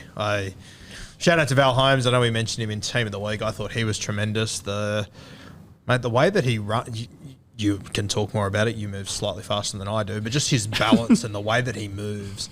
Does anyone move better than Val? So smooth. So, the way he can swerve at top speed. And lose nothing. It's just so good to watch. It's almost like he gets faster when he swerves. Yeah. It's crazy. It just reminds you that he's just at the top. He's in the top tier of outside backs. And, I think he gets forgotten because he's so quiet and humble and gets forgotten about, but he just delivers time after time after time. It is unbelievable. Doesn't it just show, for him to go to the NFL, the way that he so uniquely moves in our game, How hard it must be to go over there and make it. Yeah, you need time. It doesn't matter how good of an athlete you are. I think you just need time. And like he is a genuine natural freak. There's no other way to put it. Yeah, yep. Semi Valemei, club debut. Bloody, outside of that one poor defensive read, he was outstanding. The big fella, Fijian flyer from Canberra. Peter Hiku was back to some of his better footy, 3 try assists. Dearden, strongest hips in the game, breaking tackles. Reece Robson, outstanding. So it's hard to say with the Cowboys because next week it might be a whole different story. But if you needed something to kickstart your season, a win like that is what you know, that's the way you can kickstart a season. Scotty Drinkwater, geez, he is so silky. Just the pass where he passes it to Valentine Holmes and he almost like turns around as the player is hitting him, but it doesn't look stressful or anything. Like, it doesn't look like he's got no time or he's about to get hammered. He just boom, and it's just straight in the breadbasket. Holmes makes a break. In a Cowboys side this year have been super underwhelming. 11 games for Scotty Drinkwater. He's had 13 try assists, 35 tackle breaks, 3 tries. Far out. They're crazy stats. Yeah, for a team that's struggling. Really interesting to see what they do in their back row rotation with Lukey, Leilua and Nanai. Now, I think Nanai ended up getting quite a bit of minutes in the end, about 55 minutes, I think. Yep, 53 minutes. Lukey, 34. Leilua played 80. So I wonder whether they go Leilua in the middle and they have Lukey and Nanai on each edge. It's going to be interesting to see what they do there. What a problem to have. Yeah, great. If they're all going well, what a problem to have. I know they have a fair few middles, like with Taumalola, who's been out for a while, Ruben Cotter, but I'd be going, obviously, probably Nanai, he's 80. We want to see him have some better form, but him 80, Lukey 50 to 60, and then you can probably, if Lukey needs the spell, which they seem to have played him 60 most of the time, you know, maybe Leilua spends 20 to 30 on the edge, but then just the rest in the middle. Yeah. See him play through the middle. I agree. I would be putting Leilua through the middle, like 20 minutes on an edge, and then get him in the middle. How was the nice try? That line he ran, just that late overs. Far out. Oh, my word. God, that was nice. So much potential with Nanai. Like, he will if he keeps this, been a bit quiet this year, but the attitude he brought to this game, if he keeps this up every game, he will terrorise defence. The best thing now is he's come back from suspension. You got 2 gun edges there in Leilua and Lukey. He has to, the spot's there. He needs to win it. Like, it's not just going to be gifted to him 80 minutes because if he doesn't turn up, he'll be playing off the bench. Yeah. So it hopefully brings the best out in him, and so far it has. I know we give him a shout out every few weeks, but the year is 2023. The Cowboys have beaten the Storm 45-20. The only guy left over from their grand final victory, Jake Granville, and he plays 48 minutes at lock. The great Jakey Granville, hey? Give him some raps, a big fella. And Taumalola out. He's the only one left standing. He's playing 13. Imagine if we would have said on that grand final day, 8 years later, the Granville would still be there playing 13. Playing lock. Far out. And not taking a backward step. Not playing a passenger lock role. Yeah. Tuolangi brought his...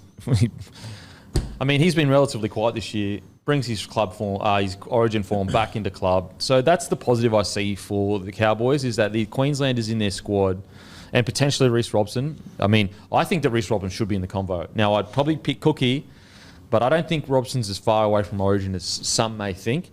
But the positive is if Queensland do win this series, hopefully that rubs off on the Cowboys. And it seems to have this weekend.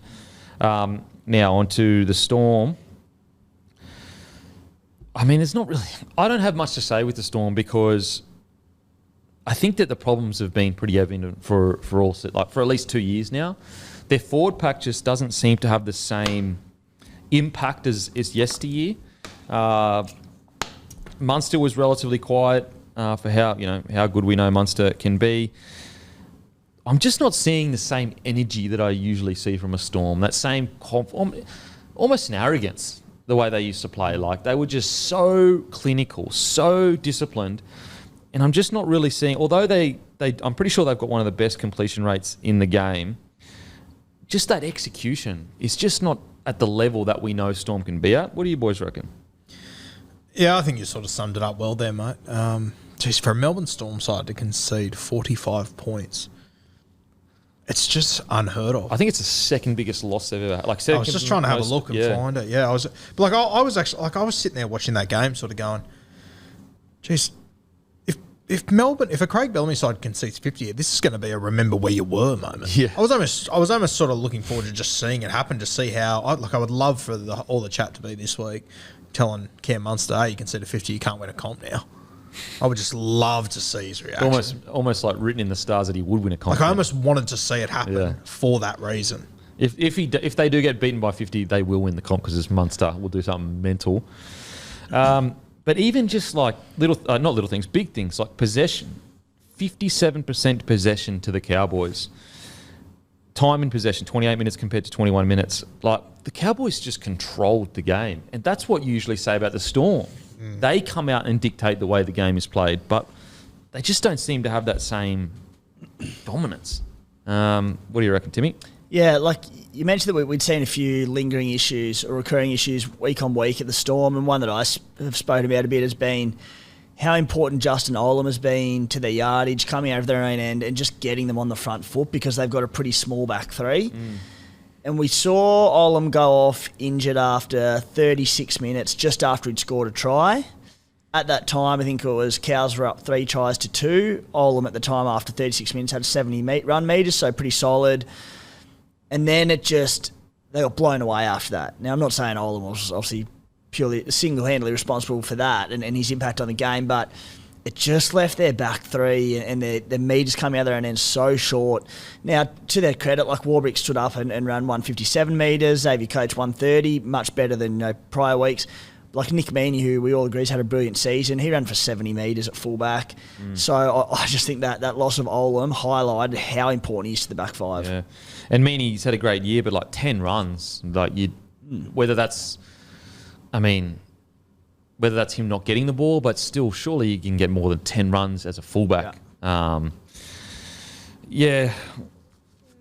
I just don't think that they have the roster at the moment to make a push this year for the premiership, which is bizarre. At any team with Harry Grant, Hughes and Munster, you should have the roster. It can click. It can turn around. But right now, I just haven't seen enough from the Storm, aside from when they beat the Roosters, I was like, boom, they're back. Yeah. They're back. But at the moment, I just don't see...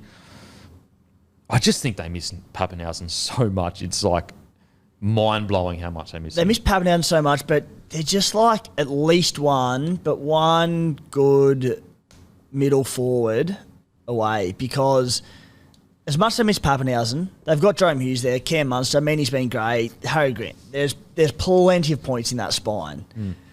Still probably the best spine in the NRL, even without Pappenhausen. But like even Big Nass played 32 minutes. Had 7 runs in 56 minutes. I don't know why he played that, or if it was because he's had niggles or what happened, but you just feel like they're short a Brandon Smith. Like just a nimble, more mobile forward, because they're just like Christian Welch, Sof Solomona, Kamikamitha, Josh King. They're all big boys, so there's not a lot of mobility in there. Yeah, I'd probably say 2 forwards they're missing. I reckon 2 forwards, an edge back rower, and then maybe a Brandon Smith. Yeah, like just, if they said definitely 2, but if they had one like 50 to 60 minute lock who's a bit more nimble, it's no knock on Josh King, who's been great this year, but just laterally speaking, they're just a big pack. Well, he doesn't have the attacking. Like, he's been great in regards to getting the job done, but I'd probably bring him on more as maybe a rotation front rower. He's a front rower. Yeah, at 13, I just don't know whether he offers enough in attack, especially with the loss of Pappenhausen. Now, maybe if Pappenhausen was back, they could make up for that and bring him through the middle. Qatar was okay-ish, but to be honest, like, there wasn't really anyone for the Storm that I was like, yeah, they played a really good game. Just had a quick look through Melbourne history very quickly. I think that is the second most amount of points the Craig Bellamy team has ever conceded. Yeah, wow. Just to give you an idea how long it's been, when they conceded 50 points to Canterbury in 2003. Just to show you how long ago that was. Cooper Cronk debuted the year after. Insane. As we say every week, though, if there's one organisation that can prove everyone wrong, it is literally the Storm. I think that they're probably going to finish around the 6th to 8th position this year at the moment. But happy for them to come out and go on a crazy run. And if there's anyone, it's Munster, Hughes, Grant, seriously, that is unbelievable spine. Now, on to the last game of the round. Panthers defeat the Dragons. This was, I guess, wasn't that convincing from the Panthers. With the squad that they have against the Dragons side that, is currently on the bottom of the table. They're on the bottom of the table, aren't they? Yeah. Look, a win's a win. They had Origin players backing up. Cleary went off with 20 to go or however long it was. But the Panthers haven't hit their stride just yet, in my opinion. Still premiership favourites, I would say, but they haven't hit their straps yet, in my opinion. Yeah, and I think it's easy to say, Nathan Cleary went off. I think he went off in 20th minute or so. Reasonably early, Nathan Cleary went off, and it's easy to say, they were getting a roll. I still thought that game was going to be incredibly close. I thought it was going to be a blowout before kickoff. But once it started, I think you could see the Dragons were on. I don't think Penrith playing anywhere near their best footy. So I think full credit to the Dragons. But Penrith, I don't know, part of me just still sort of says Penrith are just waiting for September to come around. Wow, 16 minutes. I thought it was the 20th minute. I even think it was 20 minutes ago. No, 16 minutes he came on. Yeah, it was early days. Yeah. But I think you could tell from the start the Dragons, they'd showed up. Oh, yeah. I think that the Dragons should be really proud of that performance. I agree, yep. Everything that's going against them. And if a couple of things went their way throughout, there was a few moments there where Tyrell Sloan created something that got taken off him. A couple of things, if it could have gone their way, it could have been a different story. Well, I mean, the game was, I think, locked up, or at least the try would have put Dragons in front. It was that knockback by Finay. Yep. And look, Sloan did himself no favours. No favours. Play to the whistle. So he stops. The ref says knock back. And then he goes, and then he goes and makes a line break. But then the touchy calls it back. It was a shocking call by the touchy. Anyway, we talk about the refs enough. But it's a shocking call. And if they score there, they may win the match. You just don't know. Example 10,000 of play the whistle, though. 100% play the whistle. I reckon if he just takes off there. Yeah, the game continues. Yeah. It was him stopping and the touchy saying knock on that I reckon convinced the ref, it must be a knock on. Yeah. And it might only happen one every 100 times, but if last night was the one every 100, it's a different game of football. Yeah. What I didn't get with that, though, is he was facing his own goal line, so it even didn't look like a... Anyway, with the Panthers, this is the premiership winners. Whenever they're against the wall, they're not playing their best footy, they lose their number 7, and they still find a way to win. I guess that's a good thing. I mean, how many years have we seen the Storm when they were dominant, not playing great footy, but they just found a way to win? Just discipline, stick to the processes. And Cogger came on and did a job. I think that kick that he put into Brian Toto. Nath Cleary couldn't have got that any better. It's a perfect kick. It was incredible the way he put that down.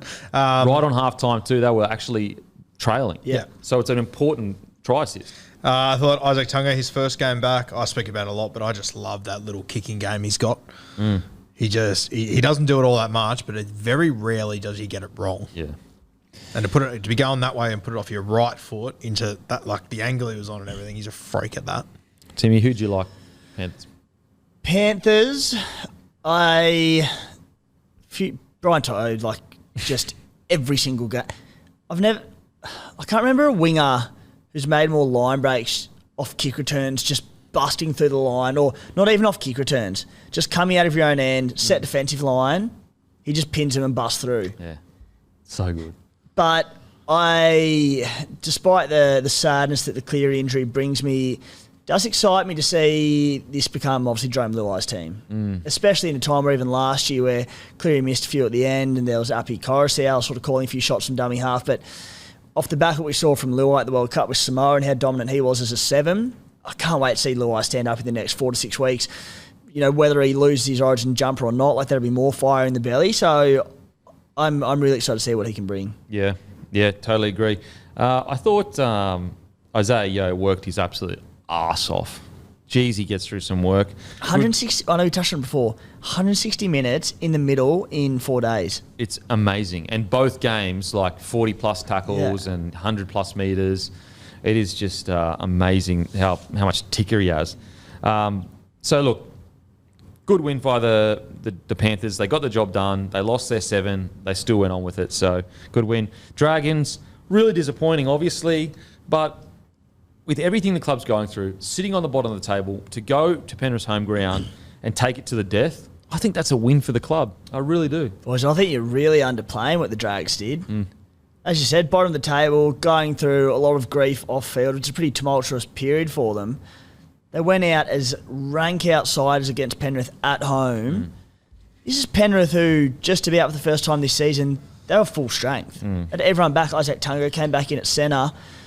The Dragons, up into that late, it took a late try to Moses Leota to ice the game. 8 points out there against a full-strength Panthers. I thought that's a huge result for them. Yeah. No, I agree, mate. I agree. I think that the Dragons can come away happy with that performance. Like, disappointing for sure because the game was there to win, but, Ravalawa was outstanding. He's a beast. He's fast becoming like the top tier of finishes in the game. Not saying he's in the top tier of wingers necessarily, but he gets even like a 2-on-1 on him, enough early ball and just a sniff at the line. How hard must he be to tackle? Mate, seriously.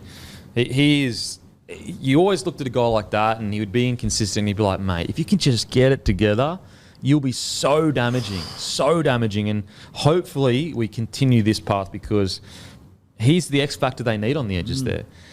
Zach Lomax had some good moments. He had a try. That try he scored, the catch, I almost feel like, him and Critter are the only centres, maybe Manu, but that was an incredible catch from Zach Lomax. Like, that's what the Dragons should be doing with Zach Lomax, and that's how they should be using him, in my opinion. And he doesn't get used in those crossfield kicks enough. Yeah. But he's a freak athlete that's super tall. Tell you what I want to see get more minutes is the hooker, Jacob Little. I love him. I think in the first 60, I think he had 2 stints. I think he took Mbai. Was it HIA? Did he get HIA? Was it a HIA? I think it was a HIA. Okay, all right then. Yeah, I think it was a HIA, but he made 40 tackles, only 1 miss. Mate, he should be playing much more minutes than what he is, in my opinion. I'd give him a crack at playing the 80. In my opinion, he's their 9 going forward. 100%. Like he's showing, put a bit of faith in him, and he can deliver. Now you obviously have to keep your spot over a long period of time, but for what's on the market and what he's delivered the last few weeks, I think he's their 9 going forward. Was Amon injured yesterday? What was the was that a? I haven't heard anything. Not sure. Who ended It'll be up an interesting team to watch their team list because you didn't play Carl. So Sullivan. Also, shout out to Jack DeBellum. It's good to see that he was up and walking about after situation on the field. That was looked pretty hectic. So shout out to him. Glad that he's all good, or seems like he's all good. You're looking for a more mobile middle to come in for the Blues, Jack DeBellum? Maybe. It's going to be interesting to see what they do on the edge there. Yeah. I think he's out. He's out for 11 days now, so that'll be his last game before he could be selected anyway. Outside of that, Moses Sully, bunch of meters, 109 meters, 8 tackle breaks, 12 tackles. So, I think they should be stoked with it. I really do. The Dragons, ever since Hook got the hook, I think the Dragons have been playing much better footy. I think Little to 9 has been the right decision. I think getting Sullivan on the bench and getting him some minutes in around that 6 or 7 role has been the right decision. And it's going to be interesting to see what they do with Amon and what they do with Hunt. Like, once the Origin period finishes, I wonder, will they rotate Hunt and Little in that 9 role and give Sullivan and Amon some game time together? Because, will Ben Hunt look to go somewhere else if he doesn't want to rebuild? Who else stood out for you boys for the Dragons? I was just having a look at their game this weekend. They take on South Sydney. 3 p.m. game with Cody Walker playing for a Blues jersey. Is Latrell Mitchell going to play this weekend, Matty?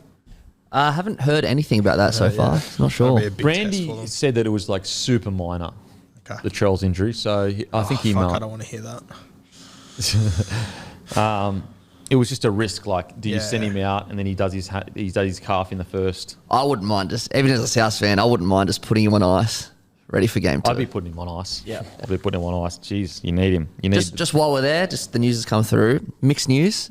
Bad news for Queensland South. Jai Arrow's out for 6 to 8 weeks, confirmed. But Cam Murray he's got a low grade groin strain, and he's going to train this week. He's going to be monitored. So Yes. looks like Murray should be all right. What's he but made of? That is such good news. What is Cam Murray made of? Because I want to know. Unbelievable. It's great. I love it too. I think it's great. I want New South Wales to have their best side possible. Great news for New South Wales. That's great. Did you see South put up some photos the other day? I think they had a recovery session down at the beach. Jesus Christ. And he was getting out of the water, and his look on the face was almost like, "Why are you taking a photo of me?" And I was like, "Don't tell me you're embarrassed to have a photo coming out of the surf, please." rigged out of his mind. Seriously, what a rig. I think Jaden Sewer as well has had some pretty good footy over the last few weeks. Is he leaving at the end of the year? Is he going No, to he's, Dolphins, or is that just rumours? And then Kerr is leaving. Kerr's leaving. Okay. Yeah, he's gone Dolphins. But there were some chat It's rumours, wasn't with there? Sewer, but I think he shot him down. Okay. And he said, no, I like Dragons, or I want to stay at the Dragons. I think the 2 Molo boys have been good too. Yeah. Yep. Obviously with Blake Laurie out, I like both of them. Okay, that is us done and dusted for the week, guys. Make sure to listen to Beers and Break Even 3 p.m. on Wednesday. Grab a case of bloke beer from your local. Oh, tips. Jesus. Okay, let's get this done quickly. Titans, Tigers. Tigers. Titans. Tigers. Raiders, Warriors. Raiders. Raiders. Oh, it's Jarrod Croker's 300th. I don't think Raiders would lose to anyone this week. Raiders finally get the 13 plus. Yeah. Raiders. Manly, Dolphins. Manly. Manly. Depends on Turbo, but I'm going to go Dolphins. They're trying to get the Turbo Yeah. Category 1 Downgraded. concussion If Turbo plays, I'm downgraders. going Manly, So that's but- substantial, yeah. I'm going Dolphins. St. George versus Rabbitohs. Bunnies. Bunnies. Rabbitohs. Broncos, Knights. Brisbane. Broncos. Broncos. Roosters, Penrith. Penrith. Penrith. Roosters. No Cleary. Storm, Sharks. Storm. Actually, no, I'm going to go Sharks. Shit. It's a hard round. Very hard round. Hard Good game. games of footy. I am going to go the Sharks. I'm going Sharks. Yeah, Sharkies. Bulldogs, Eels. Eels. Eels. Great odds for the Dogs. Yeah, I'm going Doggies. Eels. That is us done and dusted. As usual, I'll go and fuck myself. Thank you. What are you really gambling with? For free and confidential support, visit gamblinghelponline.org.au.